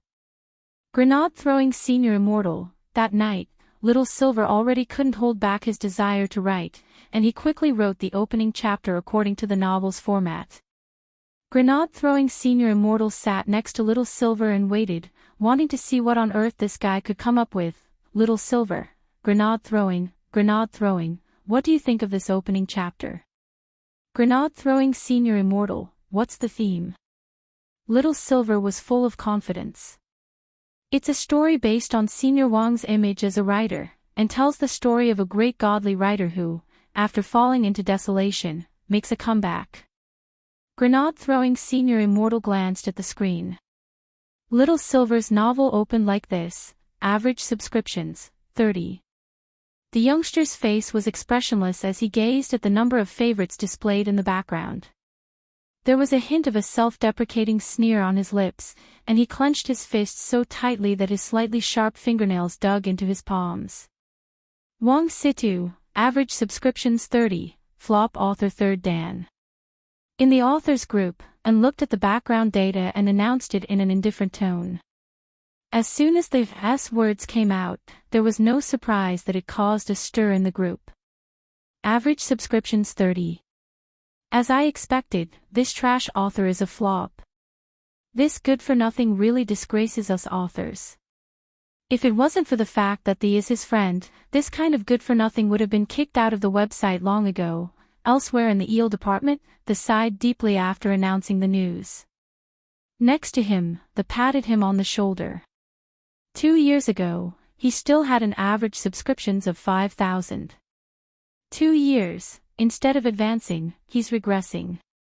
If this goes on, he's going to drop out of flop author 3rd Dan. Little Silver, what do you think?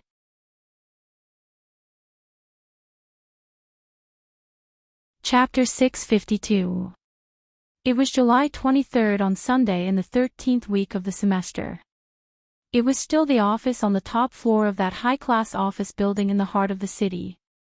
In the lady of the castle's office, the tall and sturdy lord of the castle, who was dressed in a black robe and had a full beard, had unexpectedly arrived in the morning. They were about to receive the most important guest of Mo Immortal Castle, so they had to show the highest hospitality, a cup of milk powder made from 800-year-old spirit rhinoceros milk. Plus 2 pieces of rock candy.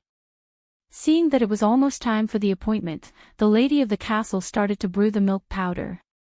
This 800-year-old spirit rhinoceros milk powder was the Lord's prized collection, and there were only 2 cans in total. The Lord of the castle had one in his house, and the other was stored in the lady of the castle's office, so that he could drink it when he received important guests and when he came in person. My lord, is President Bai looking for us this time because the information we provided last time was wrong? Is he blaming us? The lady of the castle looked a little flustered. Previously, President Bai had been anxious to find that green-furred dog and its owner for revenge. They had provided the green-furred dog's coordinates, and he had sent Mr. Liu to test it out. In the end, it had been a silver-haired young man. Our information has always been accurate, and it's impossible for us to be wrong. It's precisely because of this that President Bai is looking for us again this time. Sitting in his boss's chair, the lord of the castle interlocked his fingers and cupped his chin as he said, "As for last time, my venerable self doesn't think our information was wrong, but that the other party was on guard and tampered with it in advance." This, what do you mean? The lady of the castle was puzzled. This subordinate is slow-witted, please explain, my lord.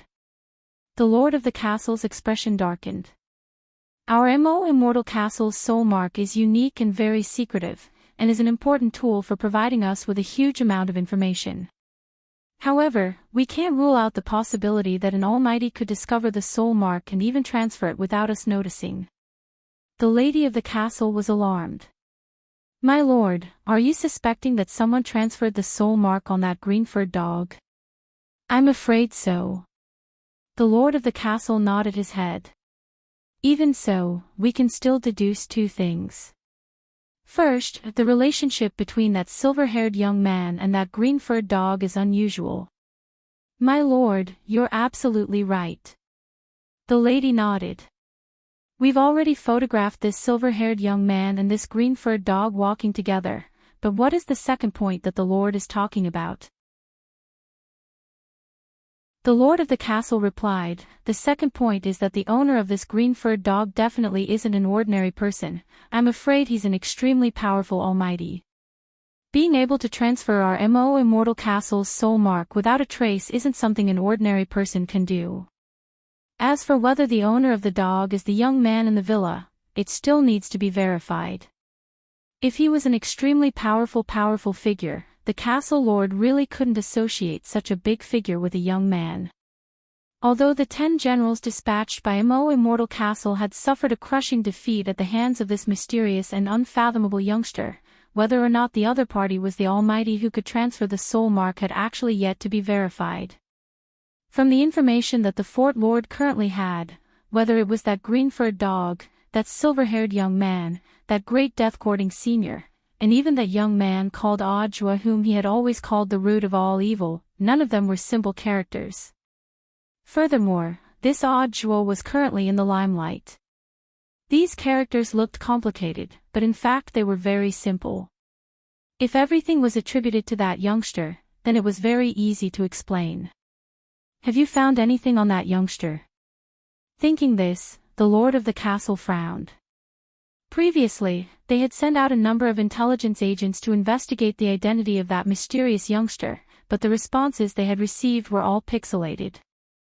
We've found a little. The lady nodded. This time, our intelligence agent started with the people around this youngster and were able to gather information on this family. Then, in a roundabout way, they found a very mysterious place where this youngster often goes to study. A place to study. The lord of the castle was blank. Logically speaking, even if this youngster wasn't the same person as that Almighty, he shouldn't be too weak, but he had actually gone to study. Sure enough, did outstanding people secretly take remedial classes? Where does this youngster study? Which sect? The lord of the castle couldn't help drinking a mouthful of milk. He also wanted to register for a class later. Number 60 high school, the lady answered truthfully. Then, with a huff, the lord of the castle directly spat out a mouthful of milk. He was alarmed. Why was it this damn place again? Less than 10 minutes after the lord of the castle and the lady's conversation, President Bai finally showed up. This time, the person next to President Bai wasn't Mr. Liu or Elders Wu Wu, but that sissy-looking Elder Ji Xing. When President Bai showed up, Elder Ji Xing was applying foundation to his face with a powder puff. This time, President Bai had come to ask for specific information on that youngster. When the lord of the castle learned from the lady in advance that this youngster was a student at No. 60 high school, he inexplicably felt a little nervous. In fact, there really weren't many places that the lord of the castle could call damn places. While Immortal Castle's intelligence network was outstanding because of its enormous network of spies, there were some places where the network hadn't been set up.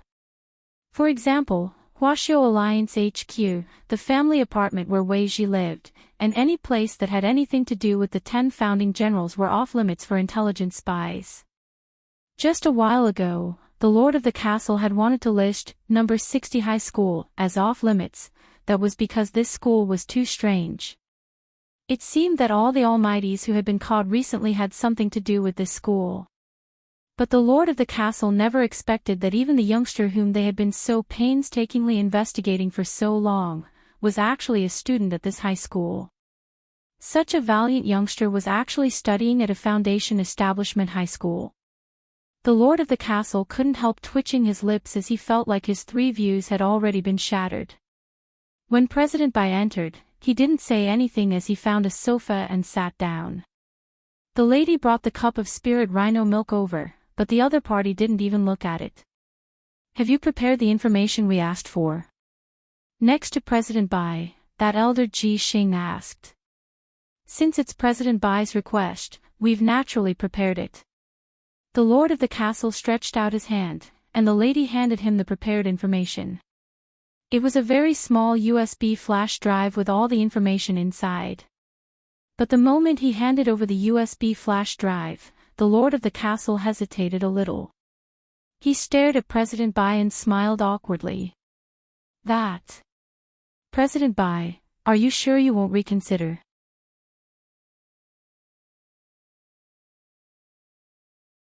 Chapter 653.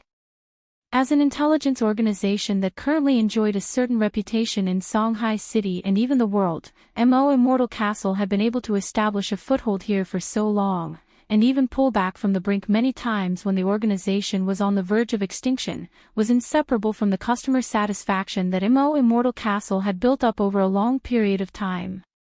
The truth was that it wasn't just the underworld of the cultivation world that bought intelligence from Mo Immortal Castle, there were also legitimate clients.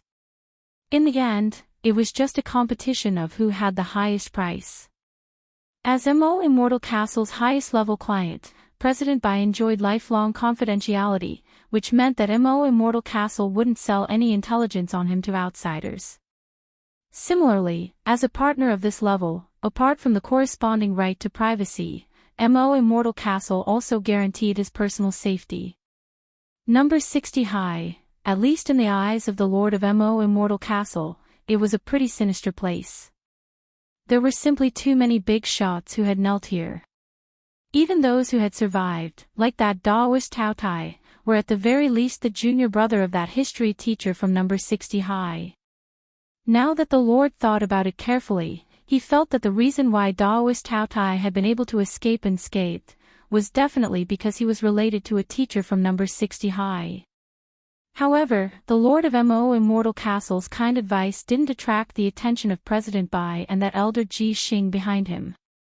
Elder Ji Xing just accepted the information on behalf of President Bai, then directly inserted the USB into the portable handheld computer he carried with him and started to read it.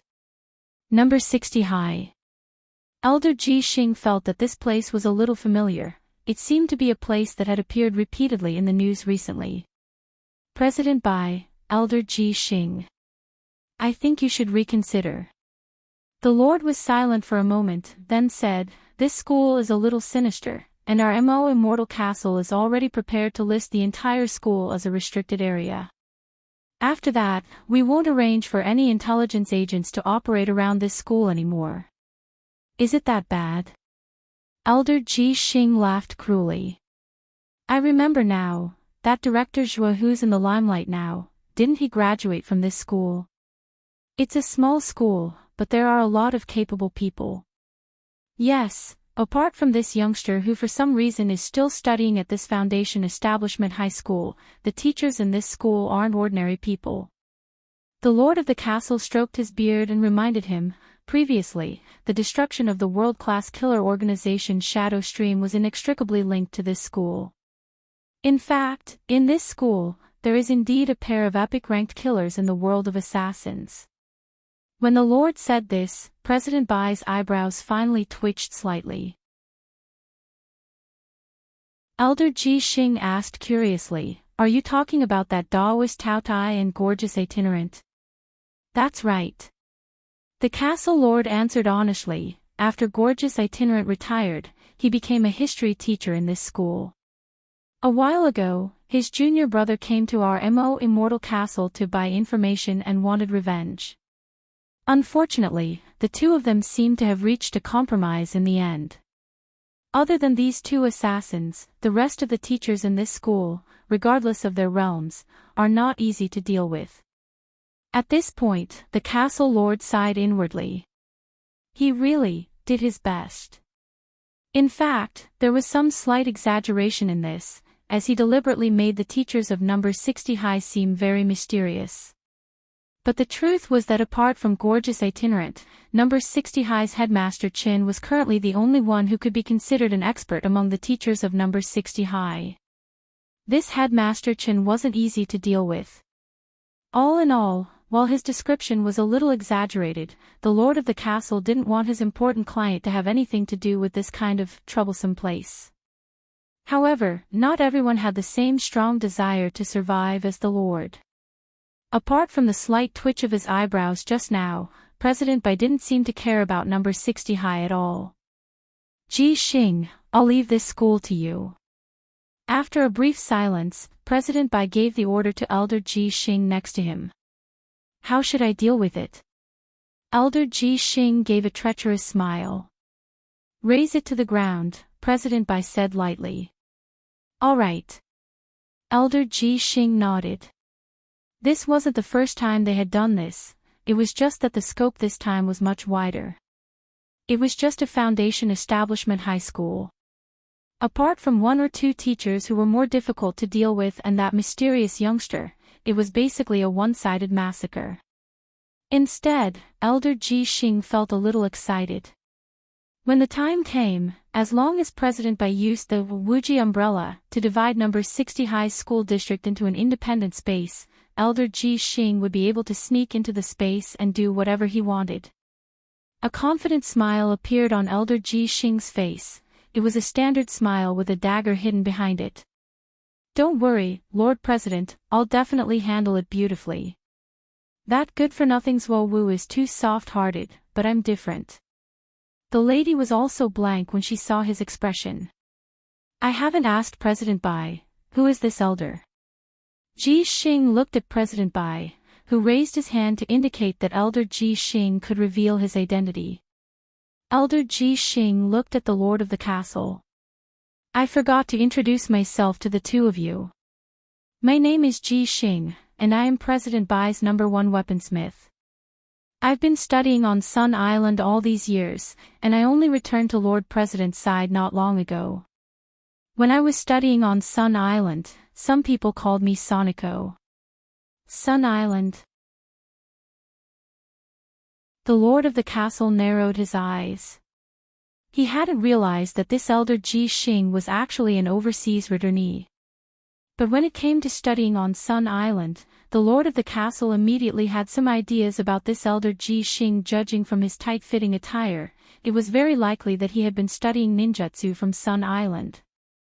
That place was the size of a pellet to begin with, and for him to specially go there to study, it definitely had something to do with ninjutsu.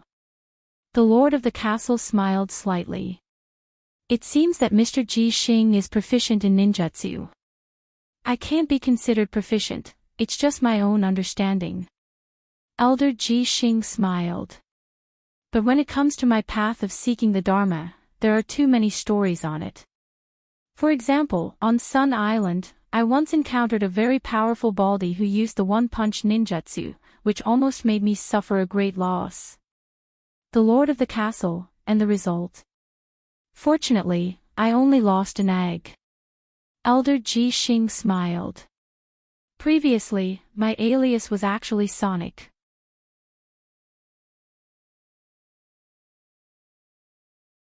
Chapter 654. In the Lady of the Castle's office, President Bai and Elder Ji Xing had already left after obtaining the documents they wanted. The Lord of the Castle's fingers were crossed as he stared ahead with a profound gaze, still feeling very sorry for President Bai's decision to attack number 60 High. The lady would never forget this solemn expression for the rest of her life.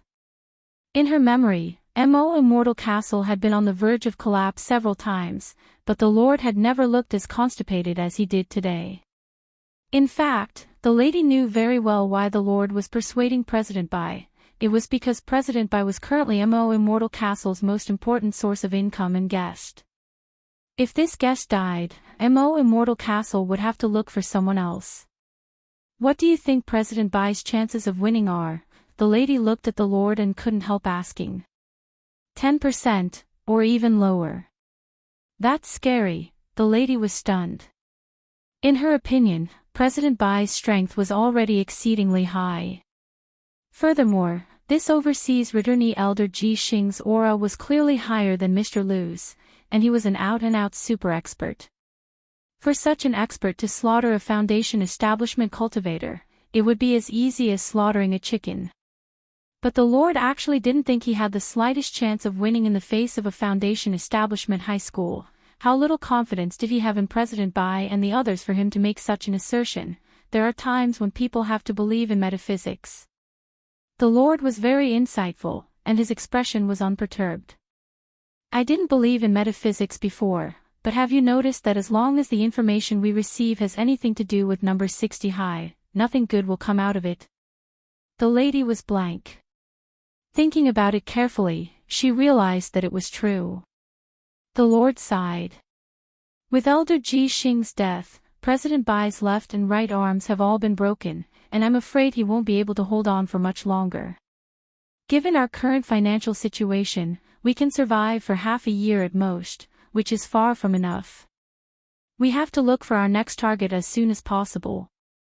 The lady had no idea that the Lord was actually already thinking about what to do next. The Lord sighed. Go look through our previous client profiles and see if there are any who currently have a deep cooperative relationship with us. Sell them some information on Elder Ji Xing, the lady. Lord, you mean? What I mean is, you should go and see if there are any crematoria or coffin clients. Sell them information on Elder Ji Xing so that they could prepare in advance. I have a strong feeling that Elder Ji Xing will definitely be in the center of the funeral. But Castle Lord, Demon Hunters Association is our important cooperative client. We've signed a confidentiality agreement. This confidentiality agreement is only for when one is alive. It doesn't say after one's death. It was a busy Sunday. At home, Wang Ling scrolled through the class group chat, which hadn't been idle for even a moment. According to the excellent gossip spy Dopigua, Mother Wan was holding a food tasting event at 4 in the afternoon to invite parents who were free to try her new dishes. The scariest thing was that quite a number of parents actually agreed. The parents didn't know how scary Mother Wan was, but as people who had been through it, no one knew better than the students from number 60 high how scary this kitchen maid was. Mother Wan's fan Bing Bing conned me pretty badly last time. I wonder what she'll come up with this time. Dopigua typed in the group with lingering fear. Super Chen laughed through the screen and couldn't help replying, everyone, do you still remember the Shadow Stream killers who invaded our school last time? Everyone. Super Chen, one of them snuck into the school canteen and was killed by Mother Wan with a spoon. I've been thinking that this might be a quicker way to die. Eating slow food might be even more painful. Everyone, Wang Ling, as the saying went, know yourself and know your enemy, and you will emerge victorious.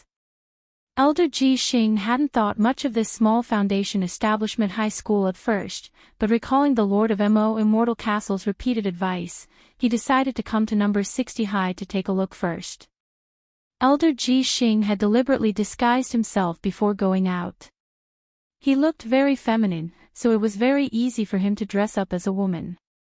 Generally speaking, using a woman's image would greatly lower people's vigilance and make it easier to sneak in.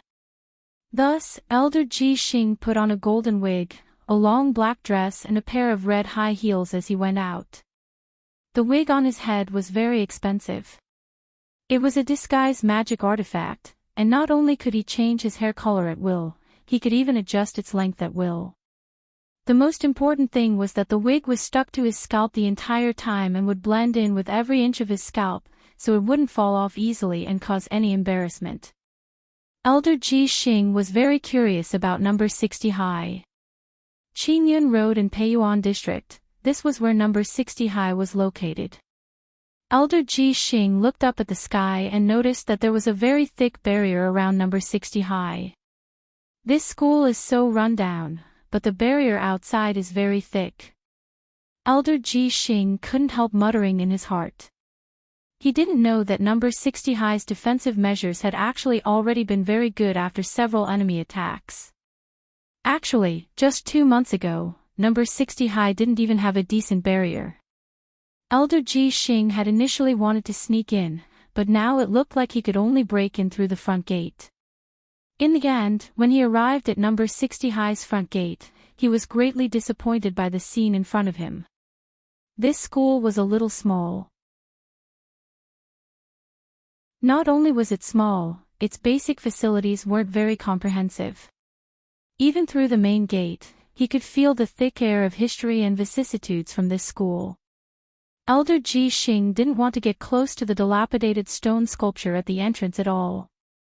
The metal ball on it was covered in rust, the stone platform was covered in moss, and there were even small mushrooms growing on the side. How many germs were on it? Just looking at it, Elder Ji Xing couldn't help shuddering. He was a germaphobe. Elder Ji Xing decided that when they officially charged into the school tomorrow, they would blow up this broken stone sculpture first. He felt that every inch of this cramped school should be cleaned up. Parent, may I ask which teacher you're looking for? Did you report it in advance? Oldly, the school guard, had noticed the blonde girl in front of him right away. Elder Ji Xing smiled slightly and changed her tone to that of a sweet and pleasant girl. Sir, it's like this. Just as Elder Ji Xing was about to make up a reason to fool her and then enter number 60 high to take a look, he never thought that the school guard would directly say, Parent, are you here to participate in Mother Wan's food tasting? Food tasting, Elder Ji Xing was blank. Before he could come back to his senses, Oldly directly opened the gate and let him in. Parent, this way, please. Turn right for the canteen.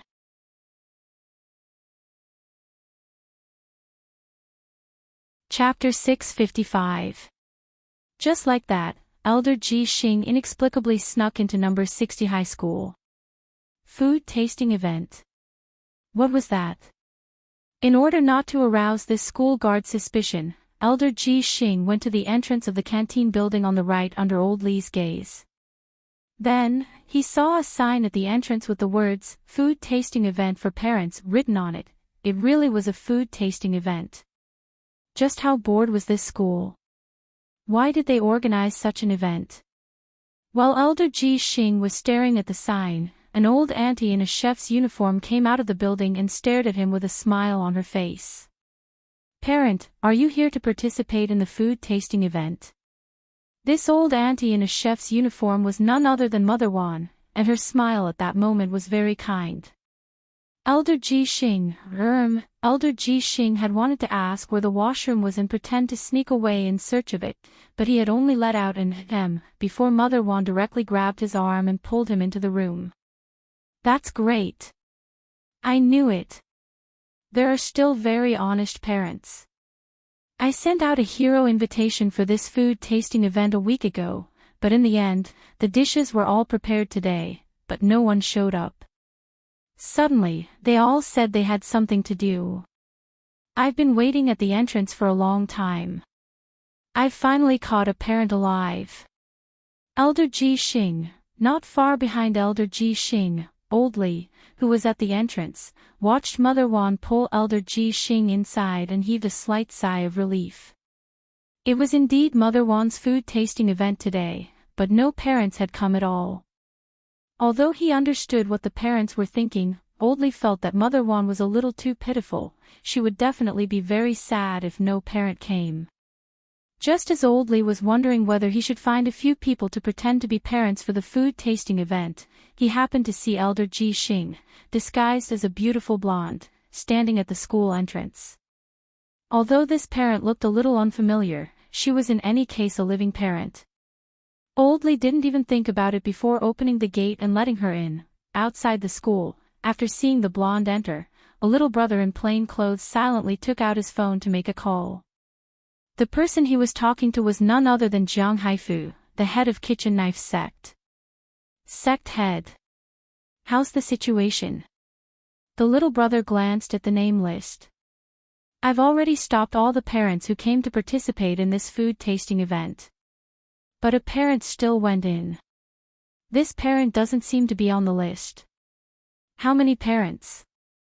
Just one, the Kitchen Knife Sect master sighed. One. What a pity. However, we've already achieved our goal by intercepting the other parents. After all, saving a life was better than building a 7-storied pagoda. No one else had tried Mother Wan's dishes before, but Jiang Haifu had tried them long before school started.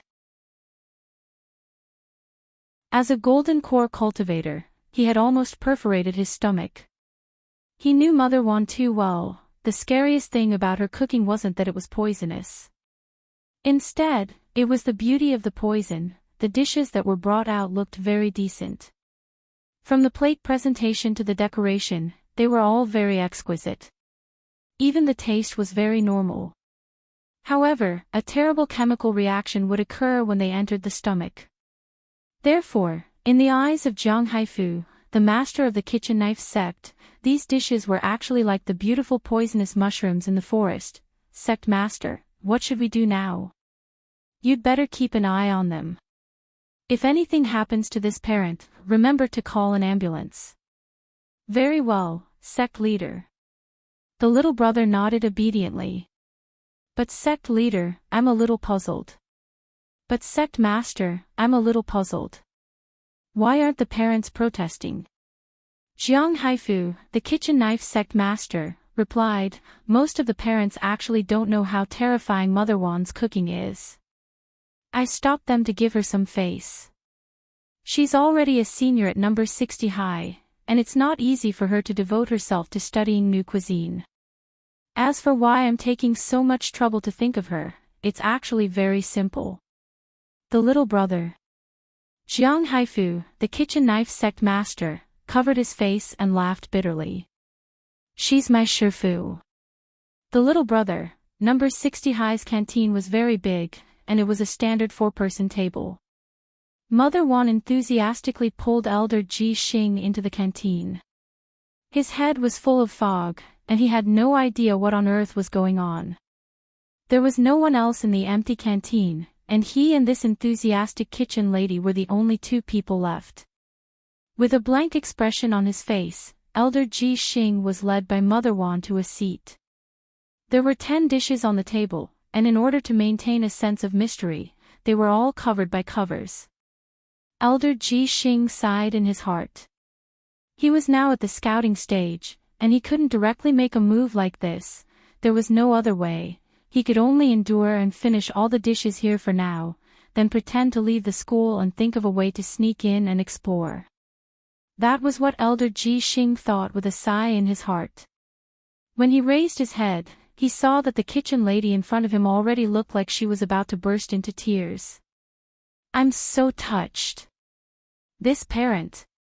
You're the only one who's invited today. Elder Ji Xing took a deep breath, wondering if it was because this kitchen lady's cooking wasn't good, so no parent had dared come. But when Mother Wan lifted the lid of the first pot, Elder Ji Xing was stunned by what he saw. This was fried rice, but each grain was piled up like snowflakes, making it look like a snowy winter scene. Coupled with the ketchup sprinkled on the sides of the rice, this dish was actually full of art in Elder Ji Xing's eyes. This plate presentation, this design, and most importantly, when the lid was lifted, the dish actually glowed. The first dish was Mother Wan's new specialty, Fan Bing Bing. Elder Ji Xing was stunned. It looked like this kitchen lady wasn't a simple person. She might even be an expert. This time, Elder Ji Xing was even more confused. Judging from the plate presentation and appearance of this dish, it should be a very delicious dish. Furthermore, it was very fragrant. Elder Ji Xing thought that at his level of cultivation, he could already completely eliminate his desire for good food, but the moment he saw the lid lifted, he actually felt the urge to eat it. Elder Ji Xing swallowed, then picked up the spoon on the side, scooped up a spoonful, and put it in his mouth. Then, his eyes widened. It had a very fragrant and sweet taste. To put it simply, it was delicious. Elder Ji Xing was even more puzzled now. He glanced at the other 9 dishes that were still sealed, and knew that each of them would definitely be better than the last. Then, he stared at Mother Wan and commented, "Old auntie, this dish of yours is very good, that's good." Mother Wan was overjoyed. This parent actually hadn't collapsed. It seemed that his experiment had succeeded. After a brief silence, Elder Ji Xing said, "But why didn't any parents come to taste it?" Saying this, Mother Wan was a little sad. "That's right, it wasn't easy for me to cook these dishes. If you like them, eat them all. Forget it, my painstaking efforts won't be in vain." Hearing this, Elder Ji Xing was instantly moved. Elder Ji Xing thought back to when he had been studying ninjutsu on Sun Island back then, and had also been treated with disdain. In some sense, he felt that he and Mother Wan were in the same boat. Thus, Elder Ji Xing nodded very seriously. "All right. Then I won't stand on ceremony."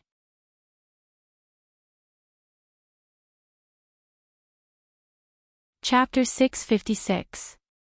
It was just the first dish of fried rice, which had an incomparably refreshing and sweet taste, but it actually moved Elder Ji Xing in a way that he hadn't felt in a long time. Sure enough, was this what a mother tasted like?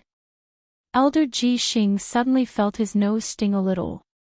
His mother had died very early and left when he was very young. Growing up, Elder Ji Xing had never felt a mother's love, and in that moment, tears actually welled up in his eyes as an inexplicable echo rang out in his heart. What is filial piety? What is love? What is maternal love? And most importantly, Elder Ji Xing couldn't help looking up at the sky. This fried rice reminded him of his mother in the depths of his memories. Who knew if his mother was doing well on the other side of the heavenly state? Why was he looking up at the sky? It was to hold back the tears that were on the verge of flowing out of his eyes. At this thought, Elder Ji Xing felt a little ashamed. He had cultivated hard for many years and had a profound realm, so he thought that he wouldn't be shaken by anything. But in that moment, he was actually forced to almost cry by a golden core kitchen lady's fried rice. It was actually quite embarrassing to say this out loud, so Elder Ji Xing could only bear with it. After he calmed down, Elder Ji Xing looked at the 9 uneaten dishes and was suddenly a little afraid. He was afraid that if he ate one dish, he would feel the urge to cry. What would happen then?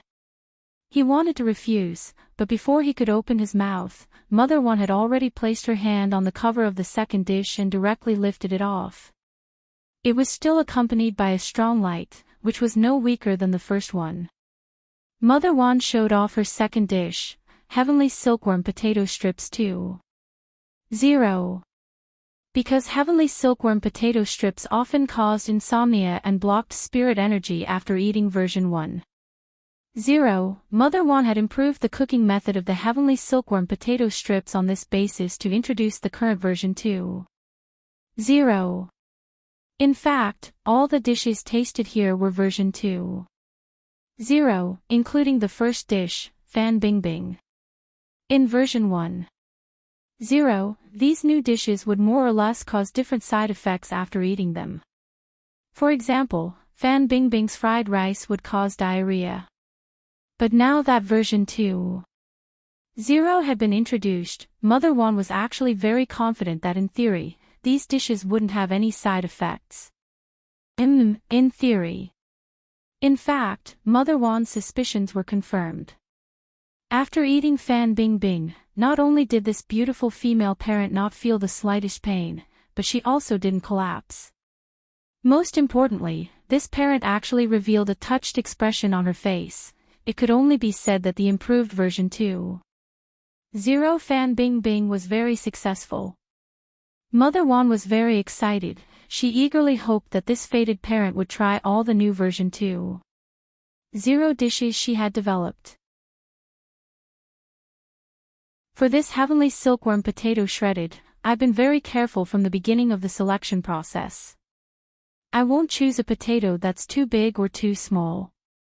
It has to be a proper potato. And have you noticed?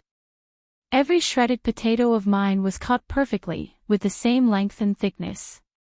In order to ensure the freshest texture, it took me a long time just to cut the shredded potato. Quick, give it a try and see how my cooking is. Elder Ji Xing realized that he already had no room to refuse. This was the heavenly silkworm potato shredded which the other party had painstakingly cut. Even if the heavenly silkworm potato shredded was a drag on the updates, it wasn't her fault as she was such an ethical cook. The other party had worked so hard to cut the heavenly silkworm potato shredded, but he didn't even try it. How shameless was that? Thus, Elder Ji Xing picked up a piece with his chopsticks and put it in his mouth with great emotion. He sighed in his heart. He didn't know if it was because he had eaten the first Fan Bingbing, but it had fueled his nostalgia for his mother. And it was precisely this hint of emotion that made Elder Ji Xing realize that his sympathy had instantly burst out like a waterfall. Not only did this golden core cook have his mother's taste in her cooking, unconsciously, Elder Ji Xing felt that Mother Wan's words had a mother's tone, and he couldn't refuse her. As expected, this heavenly silkworm potato shredded with his chopsticks caused Elder Ji Xing's eyes to well up with tears again. The stir-fried shredded potatoes were simply too good. Not only was it very delicate, it was also crispy and extremely refreshing, like a home-cooked meal from his childhood. This time, Elder Ji Xing wasn't just thinking of his mother, he was also thinking of his grandmother. It was as if his grandmother had cooked this potato shredded for him. Elder Ji Xing remembered that not long after his mother's death when he was very young, his grandmother had taken care of him for a period of time, but less than a year later, she had also passed away. Thinking about it, Elder Ji Xing instantly felt even sadder. When he was young, a fortune-teller had said that he was the bane of his existence, and that he would be the bane of all the people close to him. In the end, they had really left him one by one. Actually, this was one of the main reasons why Elder Ji Xing had now embarked on the evil path of the Demon Hunters Association. When his family had left him one by one, he had truly felt like he had been abandoned by the world. Thus, he had started to cultivate hard and had immersed himself in the study of refining weapons, until he had met President Bai. The past was still vivid in his mind. Elder Ji Xing ate the fan bing bing and the potato shredded. Little by little, like an old movie, he finished the two dishes in his mind. Mother Wan was pleasantly surprised at this scene. This parent had actually finished the food. And after eating the fan bing bing and the heavenly silkworm potato shredded, she actually hadn't collapsed yet. It seemed that her research on her dishes had really been successful. Mother Wan actually hadn't wanted the parent to finish all of her dishes. Although this parent had been very strong and hadn't collapsed after the first bite, Mother Wan couldn't guarantee that there wouldn't be any risks if she ate the entire dish. In theory, she could guarantee that there wouldn't be any after effects after the first bite, but that was only limited to the first bite. But this female parent had actually finished it all in a very intoxicated manner, and didn't even look the least bit hurt. Her research on her dishes had really been successful. At that moment, Mother Wan's heart couldn't help trembling a little. She had been studying these dishes for so long. Could they finally be released now? However, just as Mother Wan was feeling overjoyed, Elder Ji Xing's eyes suddenly widened. He felt his vision suddenly blur, and with a plop, he fell head first into the plate in front of him.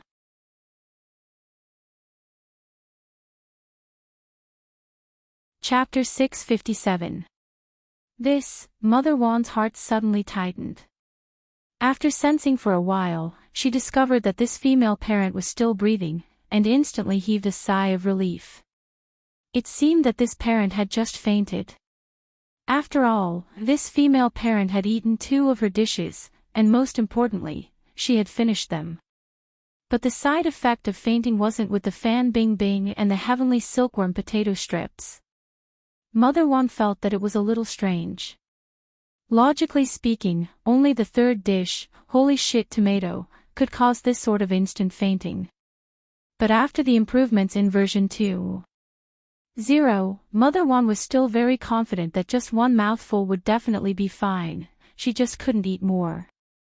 Staring at the female parent who had collapsed on the table, Mother Wan sighed and then took out a bottle of emerald green pills which she had prepared herself. This pill was called the empty stomach cleansing pill. As long as one was eaten, it could instantly dissolve everything in the stomach, including the toxins in the body. Of course, this was an emergency medicine, and would only take effect within 3 minutes of eating something wrong. If you ate it too late, you would have to be sent to the hospital for manual gastric lavage. Mother Wan poured out one pill and wanted to feed it to Elder Ji Xing, but just as she stretched out her hand, Elder Ji Xing's head suddenly moved and he stood up on his own. Mother Wan, Elder Ji Xing opened his eyes hazily with a dazed expression on his face. He rubbed his eyes and felt a little dizzy. But very quickly, this symptom disappeared, and was replaced by a head full of fog. He remembered that he had been about to eat the next dish, but why didn't he have any memory of the previous 2 dishes? Seeing Elder Ji Xing's dazed expression, Mother Wan immediately had an idea. From this female parent's blank expression, she guessed that the other party might have lost her memory, but the problem was that the side effect of memory loss wasn't from these two dishes. Could it be a combination of toxins? Mother Wan thought of a theory. Because no one had ever been able to eat two new dishes in a row. Now, this female parent had eaten two dishes in one go, and had even eaten them clean. After the toxins from the two new dishes had been combined, a brand new side effect was formed, and the side effect of the fan bing bing and the heavenly silkworm potato strips was fainting and temporary amnesia.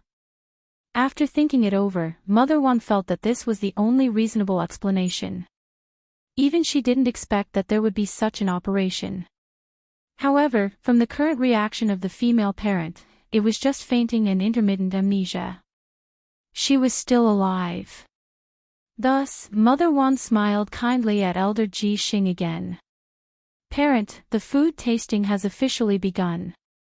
Please taste the first dish, holy shit tomato. As soon as she said this, Mother Wan directly lifted the third lid. Elder Ji Xing. Wait. The food tasting has just begun. Then why were there two empty plates before the third dish? Mother Wan gave Elder Ji Xing a brand new pair of chopsticks. Parent, these are your chopsticks. The first two dishes had already been eaten by other parents. Because they were too delicious, they finished them all. You came at the right time. Elder Ji Xing, or, are there any other parents? Mother Wan smiled. Yes. But she had already finished eating and went back. I still have other things to do later, so I'll need you to appraise the remaining dishes. Elder Ji Xing was stupefied. Was that so? Before Elder Ji Xing could think about it carefully, Mother Wan had already started to introduce the third dish. Holy shit tomato version 2.0. Not only had the tomato ingredients been further improved, but even the white granulated sugar of this dish had been upgraded. This wasn't ordinary white sugar, but the Qin family sugar, which was produced in abundance in Jiangzhou City, formerly Guangling Prefecture City, which was known as the ancient capital. Each caddy was sold in immortal gold. Don't look at my tomato salad. These aren't ordinary tomatoes, and I was very careful when I picked them out. This sugar is from the Qin family in Jiangzhou City, which I bought with my retirement salary. I added a total of 3 spoonfuls to this tomato salad. Hurry up and try it to see how my cooking is. Elder Ji Xing realized that he already didn't have any leeway to refuse. This was the famous Qin family's sugar which he had spent a lot of money to buy. This was a famous seasoning. Furthermore, he had come all the way here, but hadn't even tried a single dish. Even if his initial goal had been to sneak into number 60 high to scout the place, since he had come in under a disguise, he had to put on a good show. He absolutely couldn't arouse this kitchen lady's suspicion. And most importantly, this was a dish that the other party had painstakingly made. Wouldn't it be embarrassing if he didn't even try it? It hadn't been easy for the old lady to make these dishes. How could he waste her good intentions? Thus, Elder Ji Xing picked up a tomato salad covered in sugar and put it in his mouth. This was, in a flash, tears welled up in Elder Ji Xing's eyes. This tomato salad was simply too good. The sourness of the tomato combined with the sweetness of the Qin family's sugar perfectly blended the two flavors together, and he was extremely moved. This time, Elder Ji Xing thought of his grandfather. His grandfather had taken care of him after his grandmother had passed away, and was best at making salad. Unfortunately, not long after his grandfather had taken care of him, he had gone to look for his grandmother. Elder Ji Xing couldn't help sighing in his heart. This tomato salad was filled with the flavor of his grandfather whom he missed so much. When he came back to his senses, Elder Ji Xing realized that this tomato salad had already been swept clean by him. Elder Ji Xing wiped the tears from his eyes. When he came back to his senses, he saw that the kitchen lady, who had originally had a kind gaze, was now staring at him with eyes as wide as bronze bells. it was as if she was looking at a lab rat. But when Elder Ji Xing rubbed his eyes, he saw that the kitchen lady's expression had changed back to a kind one with a slight smile on her face. Was this an illusion? In fact, it wasn't Elder Ji Xing's illusion just now, but Mother Wan observing his reaction. She actually wasn't sure if there would be any new side effects. A few seconds later, Mother Wan saw Elder Ji Xing plunge headfirst into the third plate. Mother Wan, it seemed that the side effects of fainting and amnesia from the first two dishes hadn't completely disappeared. After eating the third dish, the side effects of the first two dishes had been refreshed and intensified. This time, Mother Wan didn't feed him the medicine, but waited quietly. After a few seconds, Elder Ji Xing woke up as Mother Wan had expected.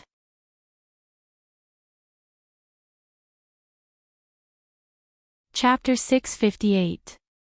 This time, Mother Wan had prepared a total of 10 dishes, and Elder Ji Xing had been tricked into finishing the 9th dish under Mother Wan's persuasion. Then, he nodded and plunged into the 9th empty plate in front of him. For some reason, Mother Wan's conscience ached a little. There was still one last dish left. This wasn't an ordinary fried meatball, but it was a truly new dish that Mother Wan had come up with recently, because no one had tried version 1.0 of this dish before. It was made from a kind of spirit silkworm chrysalis, and one had to choose one that had just formed a chrysalis for half a month to ensure the freshness of the ingredient. The specific cooking method was very simple. After picking out the spirit silkworm chrysalis, wash them, and dice them up, mix them with dragon pork and the crispy bones of a spirit chicken according to the ratio. Add in fresh eggs and corn flour, roll them into a ball, add in seasoning, and finally fry them at high temperatures. The crispness of the crispy bones and the unique chewiness of dragon pork ensured the elasticity of the meatball. After being fried at high temperatures, the diced spirit silkworm chrysalis would melt into a liquid like egg yolk cheese. When bitten down, it would explode. Mother Wan felt that this idea of hers was very genius. However, she had only put the fried meatballs in the fridge the last time, and had planned to have someone try them the next day. In the end, the next day, all the fresh food in the fridge had actually rotted, thus, Mother Wan hadn't taken this fried meatball out for anyone to try. However, she had given it a very nice name, Crispy Chrysalis Balls. Now, Crispy Chrysalis Balls had already reached version 2.0 after Mother Wan's own modifications. The crispy chrysalis balls now wouldn't cause the food around them to rot or go bad, but it was really hard for Mother Wan to imagine what kind of adverse reaction this female parent, who had already eaten 9 of her dishes in a row and was still suffering from amnesia, would have when she ate this last fried meatball. Mother Wan's conscience ached a little. After all, she had never tested this crispy chrysalis balls before. What would happen if there was an adverse reaction when it was put together with another dish she had eaten before? So in order to prevent this from happening, Mother Wan almost subconsciously decided to put away the last dish before the female parent woke up. Unfortunately, she was still one step too late. Just as Mother Wan was about to put away the plates, this female parent suddenly stretched out her hand and tightly grabbed her wrist. Mother Wan then saw this parent raise her head with an intoxicated expression as she stared at her and muttered, "The food tasting begins now." Mother Wan was startled.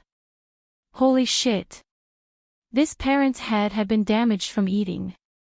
Furthermore, she felt that this parent was a little too strong.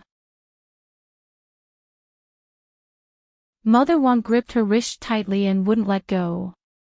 No wonder this parent was fine after eating so many dishes. It turned that her realm wasn't low. On the contrary, he was a little disappointed at the moment because in this way, the effect was not that great.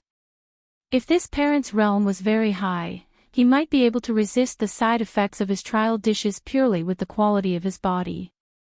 In that moment, Mother Wan sighed abruptly. It looked like she still had a long way to go on the path of culinary research.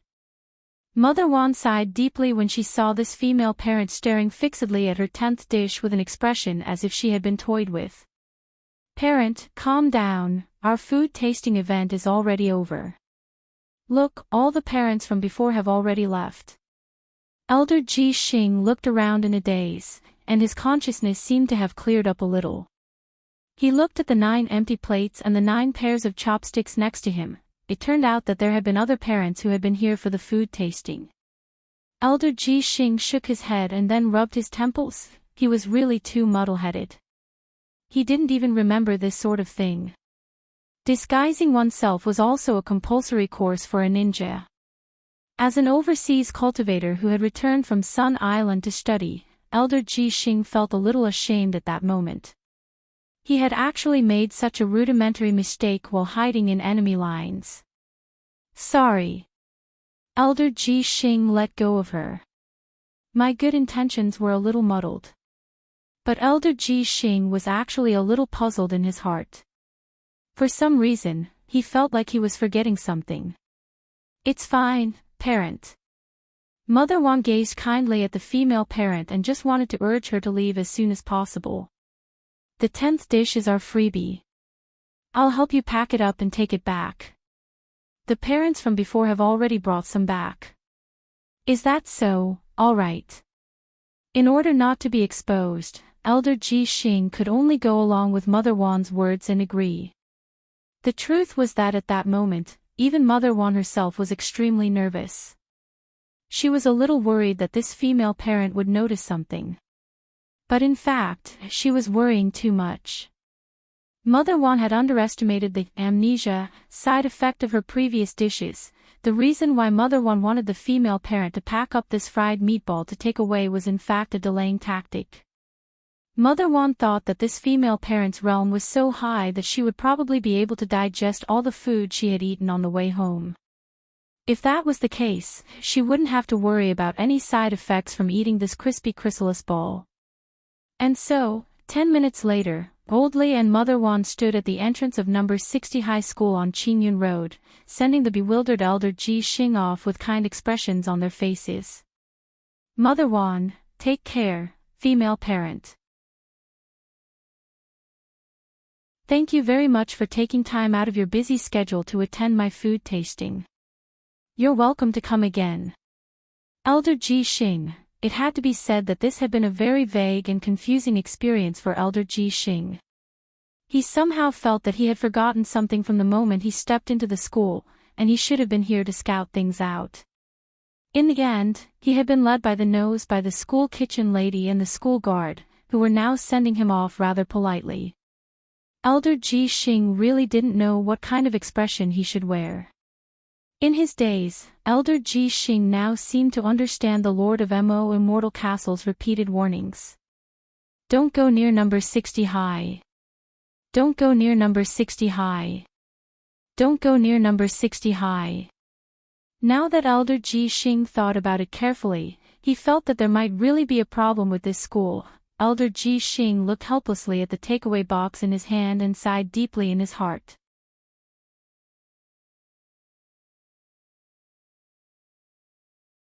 Chapter 659. It was still July 23rd on Sunday in the 13th week of the semester. It was also the night before the Demon Hunters Association officially launched their revenge plan against number 60 High. After Elder Ji Xing finished checking out the location, he returned to the secret base which the Demon Hunters Association had set up temporarily with a takeaway box. It was in a mountain forest to the north of Songhai city center. Using the excuse of a corporate picnic, the contact person in the organization had spent some money to book this place. After confirming that all the teachers and students of number 60 High had arrived for the first class the next morning, President Bai's Wuji umbrella barrier would envelop number 60 High and separate the space. The moment number 60 High disappeared from the map, it would be time for their show. Elder Ji Xing paused for a moment at the entrance to the mountain forest with the takeaway box in hand. He could already sense the auras of the ninja experts whom he had temporarily invited over from Sun Island. President Bai had ordered them to raise number 60 High to the ground in their revenge plan this time. But this was far from enough. It would be too merciful to just let those teachers and students die in retaliation. This wasn't the Demon Hunters Association style at all. Thus, Elder Ji Xing had specially invited his fellow students who had studied ninjutsu with him on Sun Island for this revenge plan this time. These people were both cultivators of ninjutsu and magic, and each of them was a rare talent. Elder Ji Xing and his fellow students would carry out this revenge plan together. What he wanted to show the teachers and students of number 60 high wasn't just the despair of death, but the terror of being powerless to struggle before death. Elder Ji Xing decided to use the cruelest and most inhumane method to take revenge on the teachers and students of number 60 high in a comprehensive manner, both mentally and physically. Elder Ji Xing even wondered if he should deliberately leave a few people alive. After witnessing their classmates and teachers die one by one in front of their eyes, the mental pressure these people would suffer would definitely be even greater. After all, there were times when living was more painful than dying. As he thought this, the corners of Elder Ji Xing's mouth couldn't help curling up slightly as he imagined all kinds of evil plans. As soon as the first class at number 60 high started tomorrow morning, they would be able to do whatever they wanted. The temporary base camp was set up in the forest. It was a square military tent with enough space inside. Carrying the takeaway box, Elder Ji Xing made his way through the forest and saw the brightly lit tent from afar. Just as Elder Ji Xing was about to approach the tent, he turned to the side and swiftly raised his hand.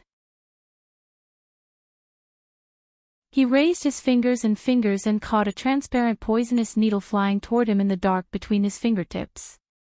Elder Ji Xing didn't even bother to look, and just quietly said, "Come out, Nank sauce." There was a movement in the bushes behind them, and a child in ghillie garb emerged from the bushes. It was a young boy about 10 years old. He looked a little black-bellied and had a puzzled expression on his face. As expected of Soniko. "When did you discover me?" Nanko frowned and asked. "I noticed you before we entered the forest. Your ability to hide your aura is getting better and better. Outsiders definitely won't be able to find you, but I can," Elder Ji Xing replied. Although this Xingtai looked like he was only 10 years old and even his voice was that of a child, in fact, his cultivation was already very profound. This wasn't a deliberate disguise, nor was it some kind of magic transformation. Instead, it was caused by a highly poisonous fruit which he had inadvertently eaten when he was young. It had caused his body to shrink and he was unable to grow up again, just like a living Mount Heaven maiden. Although he looked like a child, during his time on Sun Island, this Nanka's overall grades had been among the best in his class. His most common trick was this transparent poisonous needle called the half-step smiling needle, which he had just caught. After being hit by it, the victim would laugh wildly several times before collapsing as if they were drunk. Furthermore, this needle was so poisonous that it was effective even on itinerant immortals. "Nank sauce, nice to meet you." Looking at this Xingtai, Elder Ji Xing raised an eyebrow. "Didn't Maoli-chan come with you?" The Maoli-chan that Elder Ji Xing was talking about was in fact this Xingtai's partner. The two of them often appeared as father and son in gray to carry out all kinds of infiltration work, and were practically inseparable. Working together over the years on Sun Island, Maoli-chan had already been successfully packaged as a famous detective and was active in every corner of Sun Island. Furthermore, after this father and son duo assassinated their targets, they would often use their reasoning skills to frame innocent people. It could be said that their cover was truly flawless. No one would believe that Maoli-chan's true identity was actually a member of the Demon Hunters Association who cultivated both ninjutsu and ninjutsu. "Maoli has something to do and can't come," Nanko replied, then walked in the direction of the tent. "He has a family on Sun Island. Soniko should know about this, right?" Nank replied, then walked towards the tent. "Of course I know." Elder Ji Xing nodded. In order to better conceal his identity, this Mr. Maoli had already started a family and business on Sun Island. He disguised himself as a local resident and even opened a business office. This was already no longer a secret in the Demon Hunters Association, and the members who had been sent to Sun Island for research back then all knew about it. Mao Li Chan's daughter is about to take the college entrance examination, so I'm taking part in this operation, Nan Ku replied. Daughter is going to take the college entrance examination. Elder Ji Xing was blank at this answer. Is Mao Li Chan's studies that outstanding? The truth was that it was all thanks to this Nan Ku that Mao Li Chan had been able to become a famous detective all these years. As a living, heavenly mountain Tong Lao, Nan Ku had a very high IQ. Of course he's not good at studying. But he can help his daughter eliminate the wrong answers, Nan Ku said. Elder Ji Xing, after entering the military tent, Elder Ji Xing saw that the group of Demon Hunters Association cultivators who had been studying on Sun Island back then were almost all in place. Lord Sonico. Hello, Lord Sonico. When Elder Ji Xing walked in, a lot of people greeted him.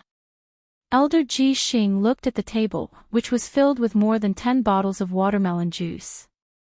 It actually wasn't strange that there was juice, since there was an orchard in this mountain forest to begin with.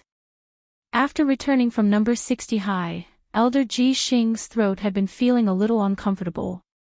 The moment he saw the watermelon juice, his eyes instantly lit up. Who prepared the juice? Very considerate. Elder Ji Xing praised, then narrowed his eyes.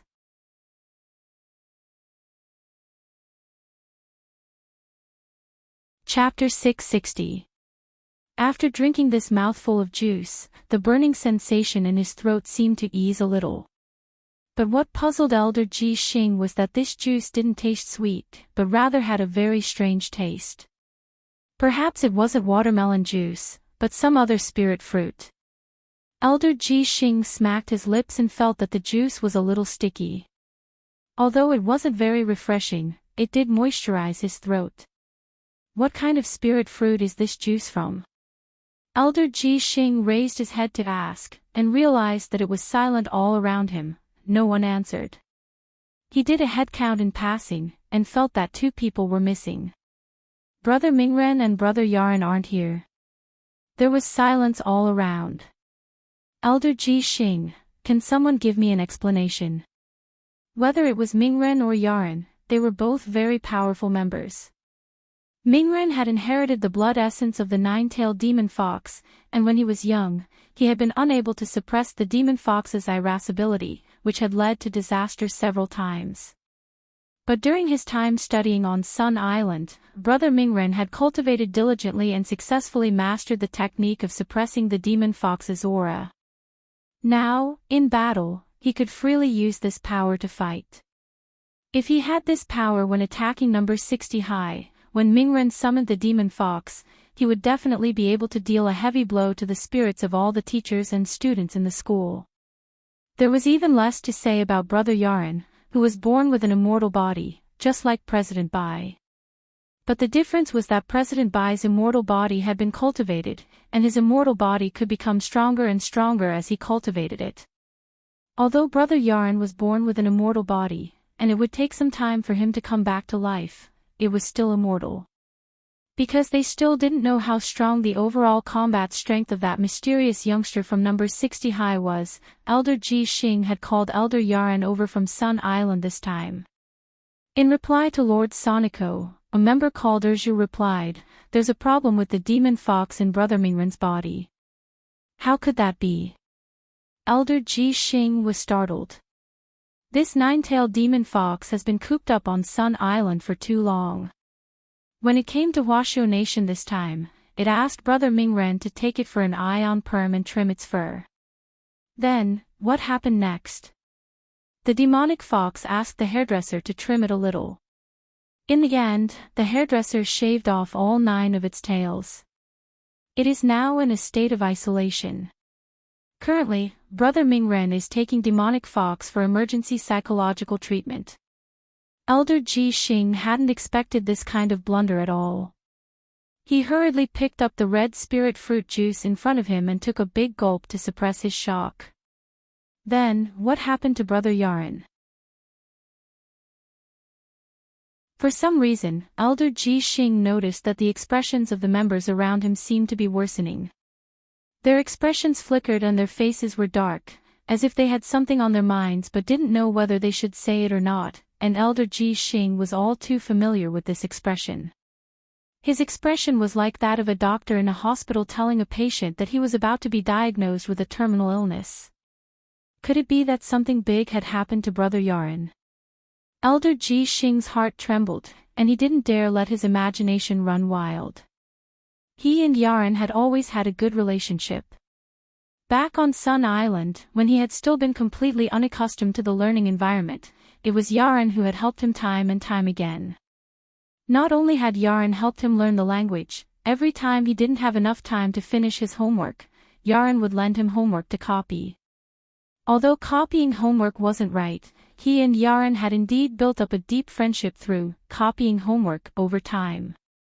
But to be honest, among everyone on this trip, Yaron, who was the least likely to get into trouble, had actually gotten into trouble. Elder Ji Xing had never expected this at all. Because Yaron was born with an immortal body, how could something happen to him so easily? Elder Ji Xing had wanted Yaron to be the deputy commander for this operation, so he was at a loss for what to do with this sudden turn of events. At that moment, the atmosphere in the military tent was very oppressive, and even the air seemed to have frozen. Almost all of them had their heads lowered, their faces ashen. In fact, Elder Ji Xing could understand the current situation very well. After all, this had suddenly happened before the battle, and Elder Yaron was usually very popular, so everyone's mood would be affected to a certain extent. No one wanted to see something happen to Elder Yaron. Elder Ji Xing lowered his eyes. Just a few days ago, they had sent each other messages to ask after each other. In the end, who knew that an accident would actually happen? Elder Ji Xing took out his powder puff to touch up his makeup. This was a habit that helped suppress his nervousness and seemed to calm him down a little. A moment later, he broke the silence and took a deep breath. If anyone knows the truth, please tell me the truth. Did something happen to Elder Yaron? He turned his gaze to Erju. In this situation, Elder Ji Xing couldn't count on anyone else to have the guts to tell him. Only this Erju was different. This person had been through a lot and his mental fortitude was exceptionally strong. No matter what happened, he could basically remain calm. After carefully thinking for a while, Erju started to organize his words. He looked at Elder Ji Xing and replied, "Soniko, you should know what Teacher Yaron's most commonly used ability is, right?" Commonly used ability. Elder Ji Xing frowned. The scope of the immortal body's ability was too vast, so Elder Ji Xing guessed that Brother Erju was probably referring to the ability that extended from the immortal body. As a good friend of Elder Yaron's for many years, Elder Ji Xing knew Elder Yaron's ability like the back of his hand. Thus, Elder Ji Xing immediately thought of a common spell that Elder Yaron had told him about before, which was derived from the great ability of an immortal body, the body transformation spell. This was a spell that could divide a person's body into several viscous slime pieces when they suffered a fatal blow. In the end, they would come back together bit by bit to reconstruct the body and resurrect. Seeing Elder Ji Xing's pensive expression, this brother called Erju also said faintly, "Elder Yaron's body transformation technique has already reached the pinnacle. It's not just the ability to divide his body into pieces." Then, could it be that Elder Yaron's cultivation has gone berserk? No. Erju shook his head. Elder Yaron is already adept at dividing his body into powder instead of just pieces of flesh. Elder Yaron wanted to break himself down before you arrived, Soniko, and then reassemble himself when you showed up. So, Yaron is here. Yes. Where is he?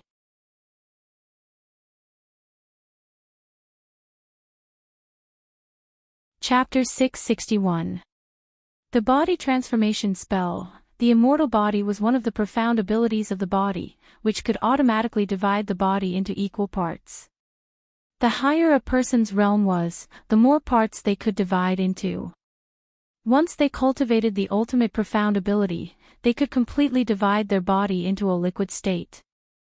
Yaran had wanted to give Elder Ji Xing a surprise, but unfortunately, as soon as Elder Ji Xing entered the tent, Elder Ji Xing drank a part of his body. No matter what part it was a very uncomfortable ending.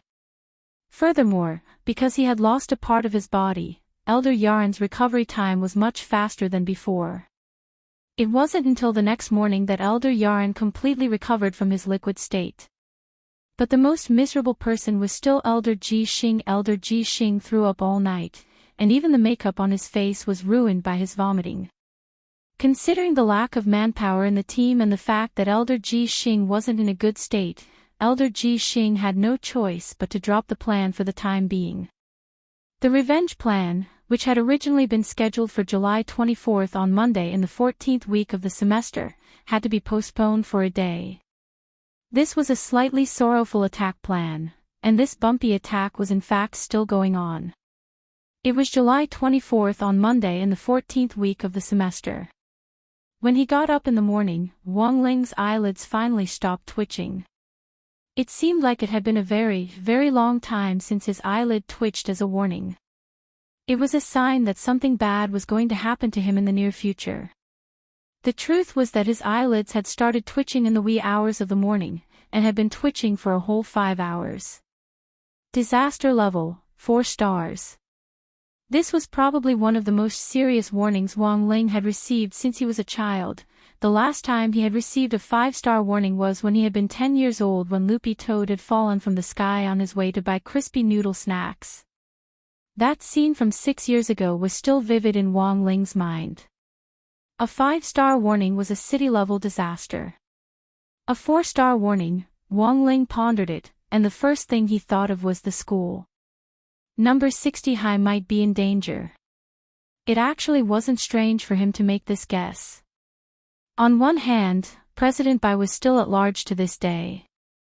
On the other hand, Wang Ling guessed that Jua, who had been in the limelight recently and had served as the commander of one case after another, was very likely to become the new target of the Demon Hunters Association's retaliation now that they couldn't find Loopy Toad and their revenge on Little Silver had failed.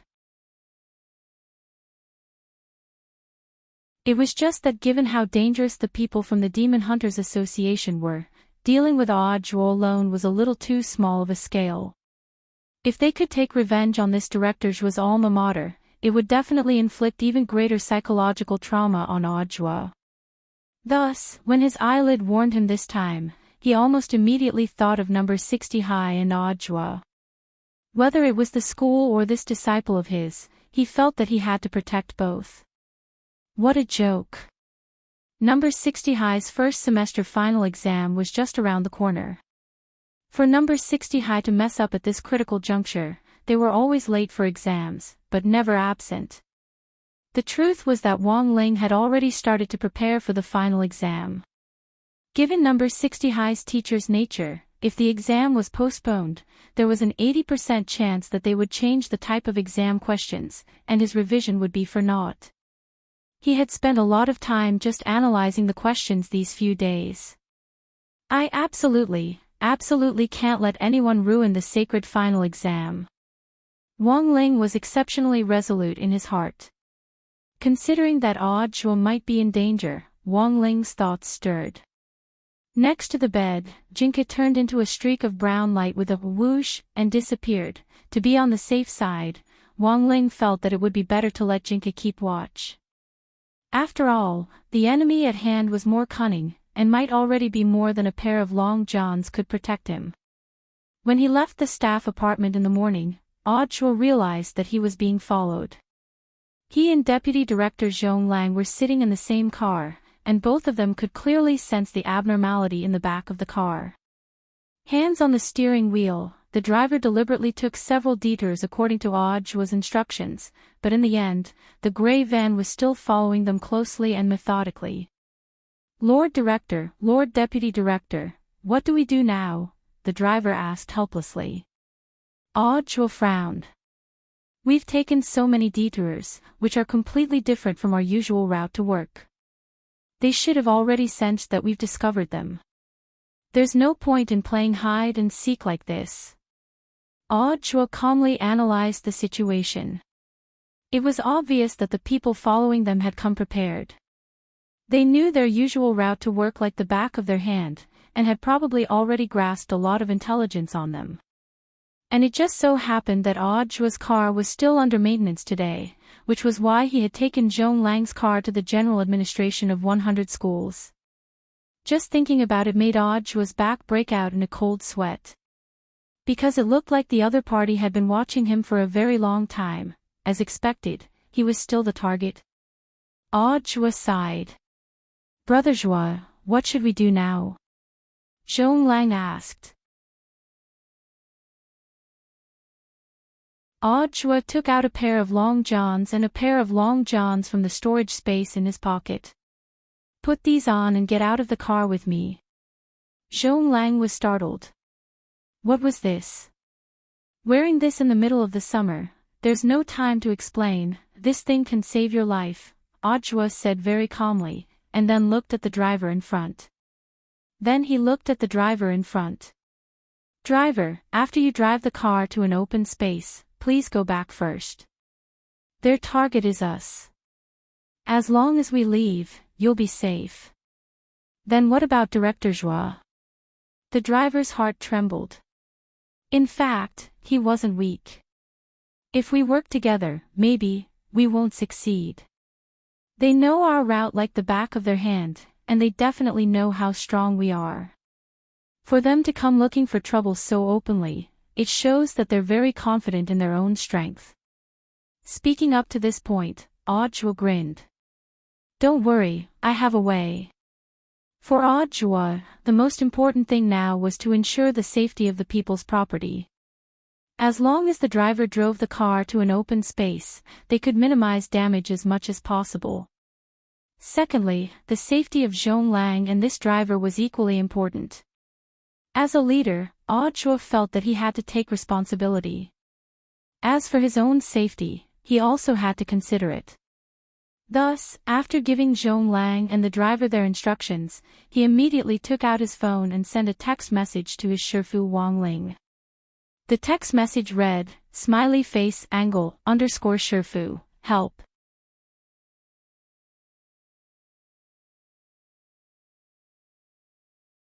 Chapter 663. The demon hunter never thought that he would actually be looked down upon by two stupid golden core cultivators. They were clearly two things that he could crush to death with just a little bit of strength, yet they actually dared to provoke him in front of his face. Elder Yin Jiping, Elder Ji Xing's order is to bring them back. Don't worry, I know that. I won't kill them. The gloomy young man narrowed his eyes at Audra. But I have to teach them a lesson first. Since Elder Ji Xing wants them alive, I'll make them half dead first. This demon hunter called Yin Jiping waved his hand and shouted softly, Little Rongnu. Then, a snaking bayonet with 9 bends turned into a stream of black light and appeared in his hand. Seeing this, the driver of the van cursed inwardly. Because this magic weapon was none other than Elder Yin Jiping's life-bonded magic weapon. This was a 9 zigzag bayonet that had harvested the lives of countless people. Because of its special engineering design, once the bayonet pierced the body, it would directly destroy the body's 8 extraordinary meridians and instantly paralyze the nerves. What was even more frightening was that the wounds caused by the bayonet would bleed continuously for a short period of time, and there was no way to stop it. Go! This demon hunter called Elder Yin merely raised his hand, and the snaking black bayonet immediately shot forward like a swimming dragon. In order to refine this bayonet, I slaughtered 88 Western dragon-like magic beasts called Rongnu dragons, and used their brains to refine it. The bayonet is covered in poison. Given your realms, you might be able to hold on for more than 10 minutes. This Elder Yin sneered. But you should rejoice. Because of Elder Ji Xing's order, I won't let you die so easily. He had controlled the poison on the bayonet, and before these two people were publicly executed tomorrow, they would be in unbearable pain from this poison, which would definitely be an experience more painful than death. For the confident party, this kind of abusing noobs often gave them a kind of sadistic pleasure. Back then, in order to refine this little Rongnu, and make it his life-bonded magic weapon, Elder Ian had paid a great price. To let these two foolish golden core cultivators die under his life treasure and let them feel the pain brought by the power of his life treasure, Elder Ian felt that this was the highest courtesy he could offer. It had to be said that little Rongnu's sudden thrust was extremely fast, and Audhua had to admit that given his current realm, there was no way he could withstand it. Therefore, the moment he saw Elder Ian take out the bayonet, he instantly used Zhonglang, who was wearing long johns, as a meat shield. Zhonglang, brother Zhua. Little Rongnu's might was truly formidable. The moment she pierced through, a powerful gust of wind howled like a dragon's roar. He could only say, as expected of little Rongnu, in the end, he is a golden core stage cultivator. He is really too naive. The moment Audhua used Zhonglang as a meat shield in front of him, this Elder Ian sneered in his heart. How could a mere golden core cultivator's body stand up to his little Rongnu's thrust? Pierce through them. Elder Ian Jeeping sneered.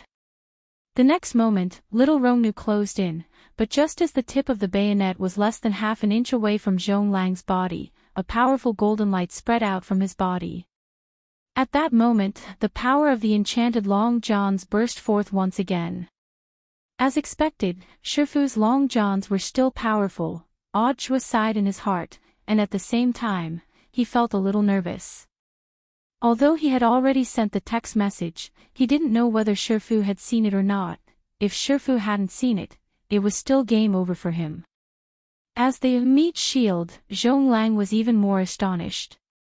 He had never expected that the long johns, which he had worn inside out in a moment of desperation, would actually have such solid defensive power.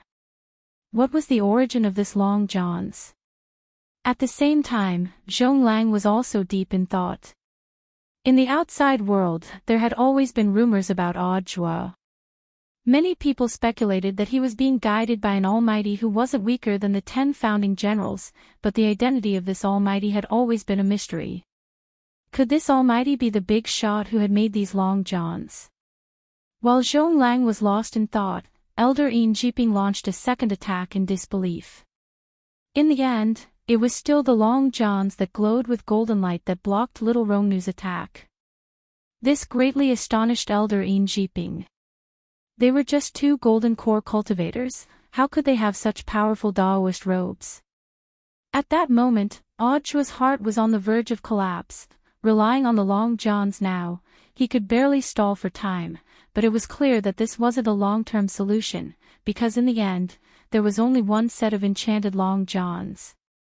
But just as Audhua's heart was being tormented, in the next moment, he suddenly saw a streak of brown spiritual light flying toward him at an extremely fast speed. That was, Audhua's eyes instantly widened.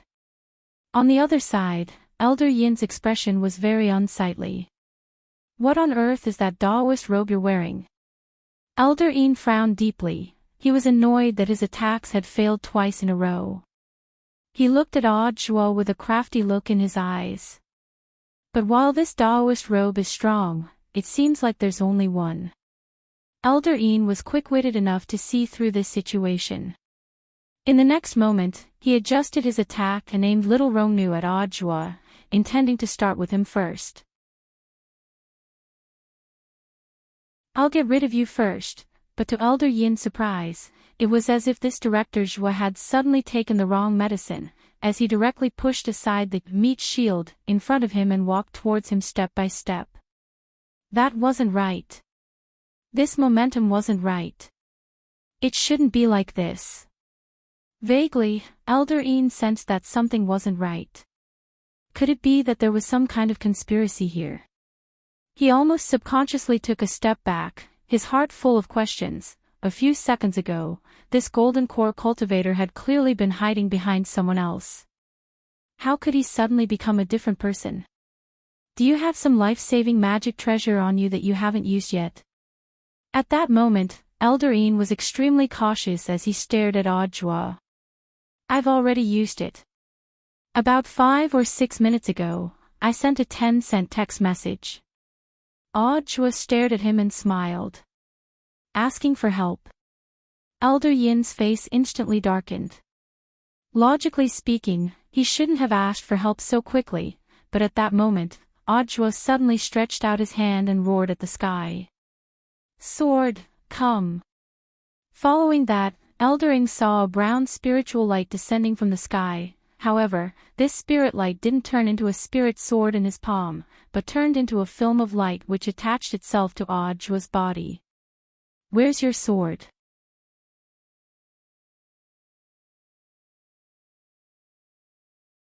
Chapter 664.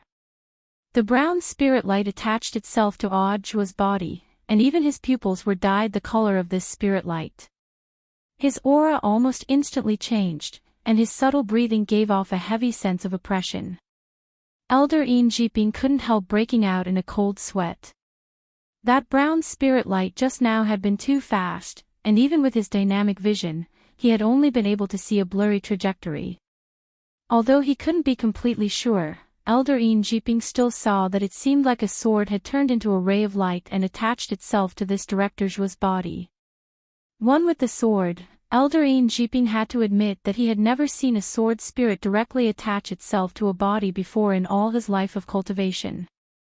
Furthermore, Elder Enchanting felt that it was extremely unscientific, because under normal circumstances, the condition for the unity of man and sword to be achieved was that the compatibility between the spirit sword and its master had to reach a certain peak before such a fusion method could be realized. But the problem was that given the current situation, it was very obvious that the spirit sword which had just flown down from the sky clearly didn't belong to this director Zhua. Even so, it was still possible to fuse with him. What on earth was this sword's origin? Elder Enchanting subconsciously retreated, feeling that the situation in front of him had completely reversed. The driver in the van had also already sensed that the situation wasn't good, but when he wanted to drive back, he realized that all 4 of the van's tires had burst. When had they burst? They hadn't noticed it at all. When they came back to their senses, they remembered that when the sword light had attached itself to Audra's body just now, their minds had gone blank because of their spiritual fright. They had actually been so scared that they had blacked out. Elder Yin grit his teeth and furrowed his brow. At the moment, there was already no way out, they could only fight. Furthermore, Elder Yin had always felt that he still had a chance of winning. Although this director Zhuo was currently one with his sword, it couldn't fundamentally change the strength of his body. As long as Elder Yin pierced little Rongnu's skin a little and a powerful poison seeped into this director Zhuo's body, even the sword spirit that had attached itself to him wouldn't be able to do anything about it, right? It had to be said that Elder Yin's plan was indeed very good, but it was a pity that in the end, he had been too naive. He hadn't expected at all what kind of player the sword spirit standing in front of him was. There were many situations that couldn't be judged by common sense. No matter who you are, you can no longer stop my Demon Hunters Association's grand plan. Elder Enchanting's expression darkened as he chose to strike first. He manipulated little Rongnu to turn into a stream of light and swiftly thrust it at Audra's chest. But before this light could get close, Elder Enchanting saw Director Zhua, who was possessed by the sword spirit, calmly stretch out an index finger to hold little Rongnu against his body. Jinka's first impression of little Rongnu's sudden thrust was, so weak. It was so weak that Jinka couldn't find any adjectives to describe it. This was a far cry from when he had possessed grenade-throwing senior immortal's body and fought evil sword god back then. At the very least, evil sword god's attack had tickled Jinka a little, but it could be said that this kind of attack didn't have any lethality at all. It could even be said to be completely useless. Even if it was an egg hitting a rock, it should at least cause some egg splashes. Impossible. Elder Enchanting screamed in his heart. There was no way a golden core cultivator could withstand this kind of attack with his physical strength. Of course, there was another explanation, and that was that it wasn't little Rongnu's body that had blocked little Rongnu's thrust, but the protective sword chi around Director Zhua. So that was it, after discovering this secret, Elder Enchanting smiled sinisterly in his heart. Jinka, who was attached to Audiobook, maintained an expressionless expression from beginning to end. He felt that this little sword spirit was still a little too young, and had no idea at all how poisonous his little Rongnu was. Brother Sword Spirit, if you think you can defend against my little Rongnu's poison with sword chi alone, then you're really too naive. Back then, in order to create this highly poisonous killing weapon, I slaughtered 88 female Rongnu dragons and extracted their poisonous blood essence to refine it. Elder Enchanting sneered. The spells he cultivated were famous for being insidious. Even back then, in order to refine this little Rongnu into his life-bonded magic treasure, he had constantly modified his own body. Elder Enchanting hadn't planned to use this move at first, but in the face of this protective sword chi that couldn't break through his defenses, he had no choice but to use this hidden trick. He took off his clothes from the upper half of his body and bared his arms. Then, Jinka, who was attached to Audiobook's body, saw that this Elder Yin's arms were actually covered in pitch-black patterns, like a zebra. Then, Jinka saw Elder Enchanting chant in a low voice, and the pattern instantly started to spin, forming a spiral force that condensed in his hands. At that moment, Elder Yin's hands had turned completely pitch-black, and a highly toxic poison had condensed. Furthermore, this poison even affected the air around them, and even the air itself was filled with a strong toxicity. To use this move, Elder En had to completely conceal his breath, and it wouldn't work even if he used the turtle breathing spell to fight. In order not to affect his thinking in battle, Elder En had even been very quick-witted back then to control the poison in his arms so that it wouldn't flow to other organs in his body and cause irreversible damage. So in theory, Elder En was a semi-poisonous person. At that moment, Elder En grit his teeth, gripped the hilt of Little Rongnu's knife, and then transferred all the poison that had accumulated in his arms to Little Rongnu's body. The already pitch-black bayonet now had a black poisonous chi lingering around it, which made it look even more terrifying. Jinka sensed it a little. Since the sword spirit wasn't strong enough, this poisonous chi could indeed seep into the sword chi. But, Jinka dropped his forehead into his hand, feeling a headache coming on. He had thought that this Elder En would come up with some eye-catching move, but in the end, it was still so useless. First, get rid of this scum. Jinka raised his hand, and was about to make a move. Holding the poison-enhanced Little Rongnu in his hand, Elder En sneered.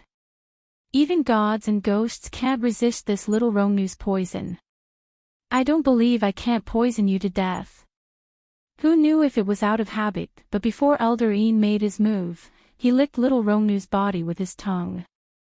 Jinka, a few seconds later, Elder Yin's face turned deathly white, and he frothed at the mouth as he fell to the ground dead.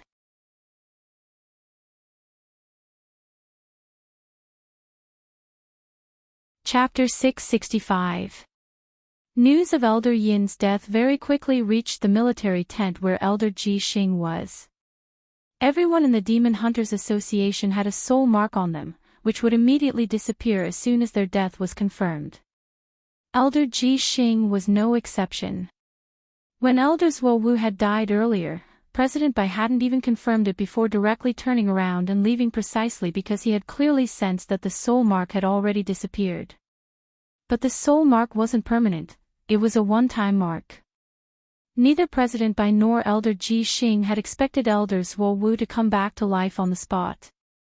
The soul suppression ring couldn't just reconstruct the body, it could also perfectly repair the soul, which was equivalent to remaking Elder Zhuo Wu's soul. Thus, when Elder Zhuo Wu came back to life, the soul mark in his body also disappeared. After a night of recuperation, Elder Ji Xing's nausea eased a little, but the moment he saw Elder Yin's soul mark disappear, he instantly felt that discomfort in his body rise again. How could this be? Elder Ji Xing grit his teeth. He hadn't expected Elder En to actually die just like that. In order to capture Audiobook before the operation, the Demon Hunters Association had long since investigated Director Zhuo's route to work to ensure that they would strike when the other party's defenses were at their weakest. Elder Ian had always been a decisive person, and coupled with little Rongnu's swift and violent attacks, taking down 2 golden core cultivators should have been as easy as snapping a finger. But in the end, Elder Ian had still died. This operation to capture Audiobook this time was just an impromptu act after the plan had been delayed. Because of what had happened to Elder Ji Xing last night, the plan had been delayed by a day. Thus, Elder Ji Xing had added another line to his vicious revenge plan. He had decided to capture all the people who had offended the Demon Hunters Association and bring them to number 60 high school, and then publicly execute them when the revenge plan unfolded the next day. Unfortunately, they had gotten off to a bad start, and Elder Ian, whom they had sent out first, had inexplicably died first. "Soniko, what should we do now?" asked the man called Zhu on the side. "Send someone to retrieve Elder Yin's body. I want Yaran to do it." At the mention of Yaran's name, Elder Ji Xing's stomach felt a little uncomfortable. He did his best to calm down and then looked at Zhu. "How's Elder Poisonous Dragon doing?" "Elder Poisonous Dragon is very successful. He has already found the home of that great death-courting senior. He's just a soul formation cultivator. I believe Elder Poisonous Dragon will be able to resolve it soon." "Yes." Elder Ji Xing nodded. This Elder Poisonous Dragon was the best candidate they had specially chosen to deal with grenade-throwing Senior Immortal and Little Silver. The reason why Elder Poisonous Dragon was sent was because of the silver-haired young man beside Great Death-Courting Senior in the villa. Based on their previous encounters and the information provided by Mo Immortal Castle, the silver-haired young man also had a very strong self-healing ability, so Elder Poisonous Dragon was definitely the most suitable candidate. Elder Poisonous Dragon's Poisonous Dragon Drill series of fish techniques had the effect of inflicting serious injuries, and could perfectly prevent recovery. Everyone from the Demon Hunters Association in the military tent was extremely confident in this. It was still July 24th on Monday in the 14th week of the semester. At the same time as Elder Yin's death, Little Silver and Grenade Throwing were enjoying a broccoli salad breakfast. The road to writing novels was a lot more difficult than Little Silver had imagined, so he didn't stop reading a lot of online novels during breakfast. As he nibbled on broccoli, he read Let Go of That Wet Nurse, which Father Wang had written previously. Little Silver had looked up a lot of writing guides online, and then realized that they basically didn't make much sense. The most important thing was still to practice. There were no shortcuts when it came to writing. True knowledge had always been gained through practice. Even if there were geniuses, there were very few of them. Take cultivation geniuses for example. How many people in the world could be as monstrous as Master? Therefore, people still had to have genuine ability and learning. Relying on swindling, cheating, and copying and pasting definitely wouldn't work. For example, there was a live streamer called Dean on a live streaming platform who used other people's voices to sing live, and even the songs he uploaded were copied and pasted from other singers before uploading them. He even insisted that they were his own. If you didn't want people to know about it, then don't do it. Without genuine talent, you wouldn't be able to pretend to be an elephant for long. Little Silver didn't know how the orphanage dean was doing now. He decided to do a search after breakfast to see if this live streamer was dead or not. As he ate breakfast, Little Silver also started to rethink his theme. Although Little Silver felt like a masterpiece of déjà vu for the opening chapter he had written yesterday, it still felt very conventional. So Little Silver simply deleted everything and gave up. There was a good saying, without destruction, there can be no construction. What are you thinking about? Grenade-throwing Senior Immortal found it a little funny to see Little Silver racking his brains. The previous theme didn't work. I'm thinking of a new one, Little Silver replied solemnly. How about I write a novel about collars? Grenade-throwing Senior Immortal. Little Silver, for example, the protagonist has an ancestral collar, which is connected to a chain. Whoever pulls on this chain will have their abilities copied by the caller. Then, the person who puts on the collar will get all the abilities stored in the collar. Furthermore, they can bestow the collar's abilities on other people. That's the legendary all-for-one. Grenade-throwing senior immortal, Little Silver, how about it? Say something, grenade-throwing. If it doesn't work, we can modify it again. If you don't think the collar setting is good enough, we can change it to a toilet seat. Grenade-throwing senior immortal, Little Silver, I've already thought of a name for the protagonist. Let's call it Silver Stalks Out of Time. But stalks. The corners of grenade-throwing senior immortal's mouth twitched. Silver. Silver stalks out of time. Silver is my surname, it also has a deep meaning. Silver stalks out of time refers to a time when the protagonist sat on the toilet for a very long time because of constipation. In the end, he accidentally squatted on the toilet for a very long time and became the person who used the toilet the longest in the world. From then on, the protagonist Silver Stalks Out of Time accidentally obtained the ability to copy the abilities of people who squat on the toilet at the same time. You're tuning into the LoveLore Library YouTube channel. We're so grateful for your support, and don't forget to subscribe to join us on this incredible journey through captivating stories. Your generosity through donations truly makes a world of difference, as it's the primary source of revenue that allows me to expand and enhance this channel for you. Thank you from the bottom of my heart for being a part of this adventure.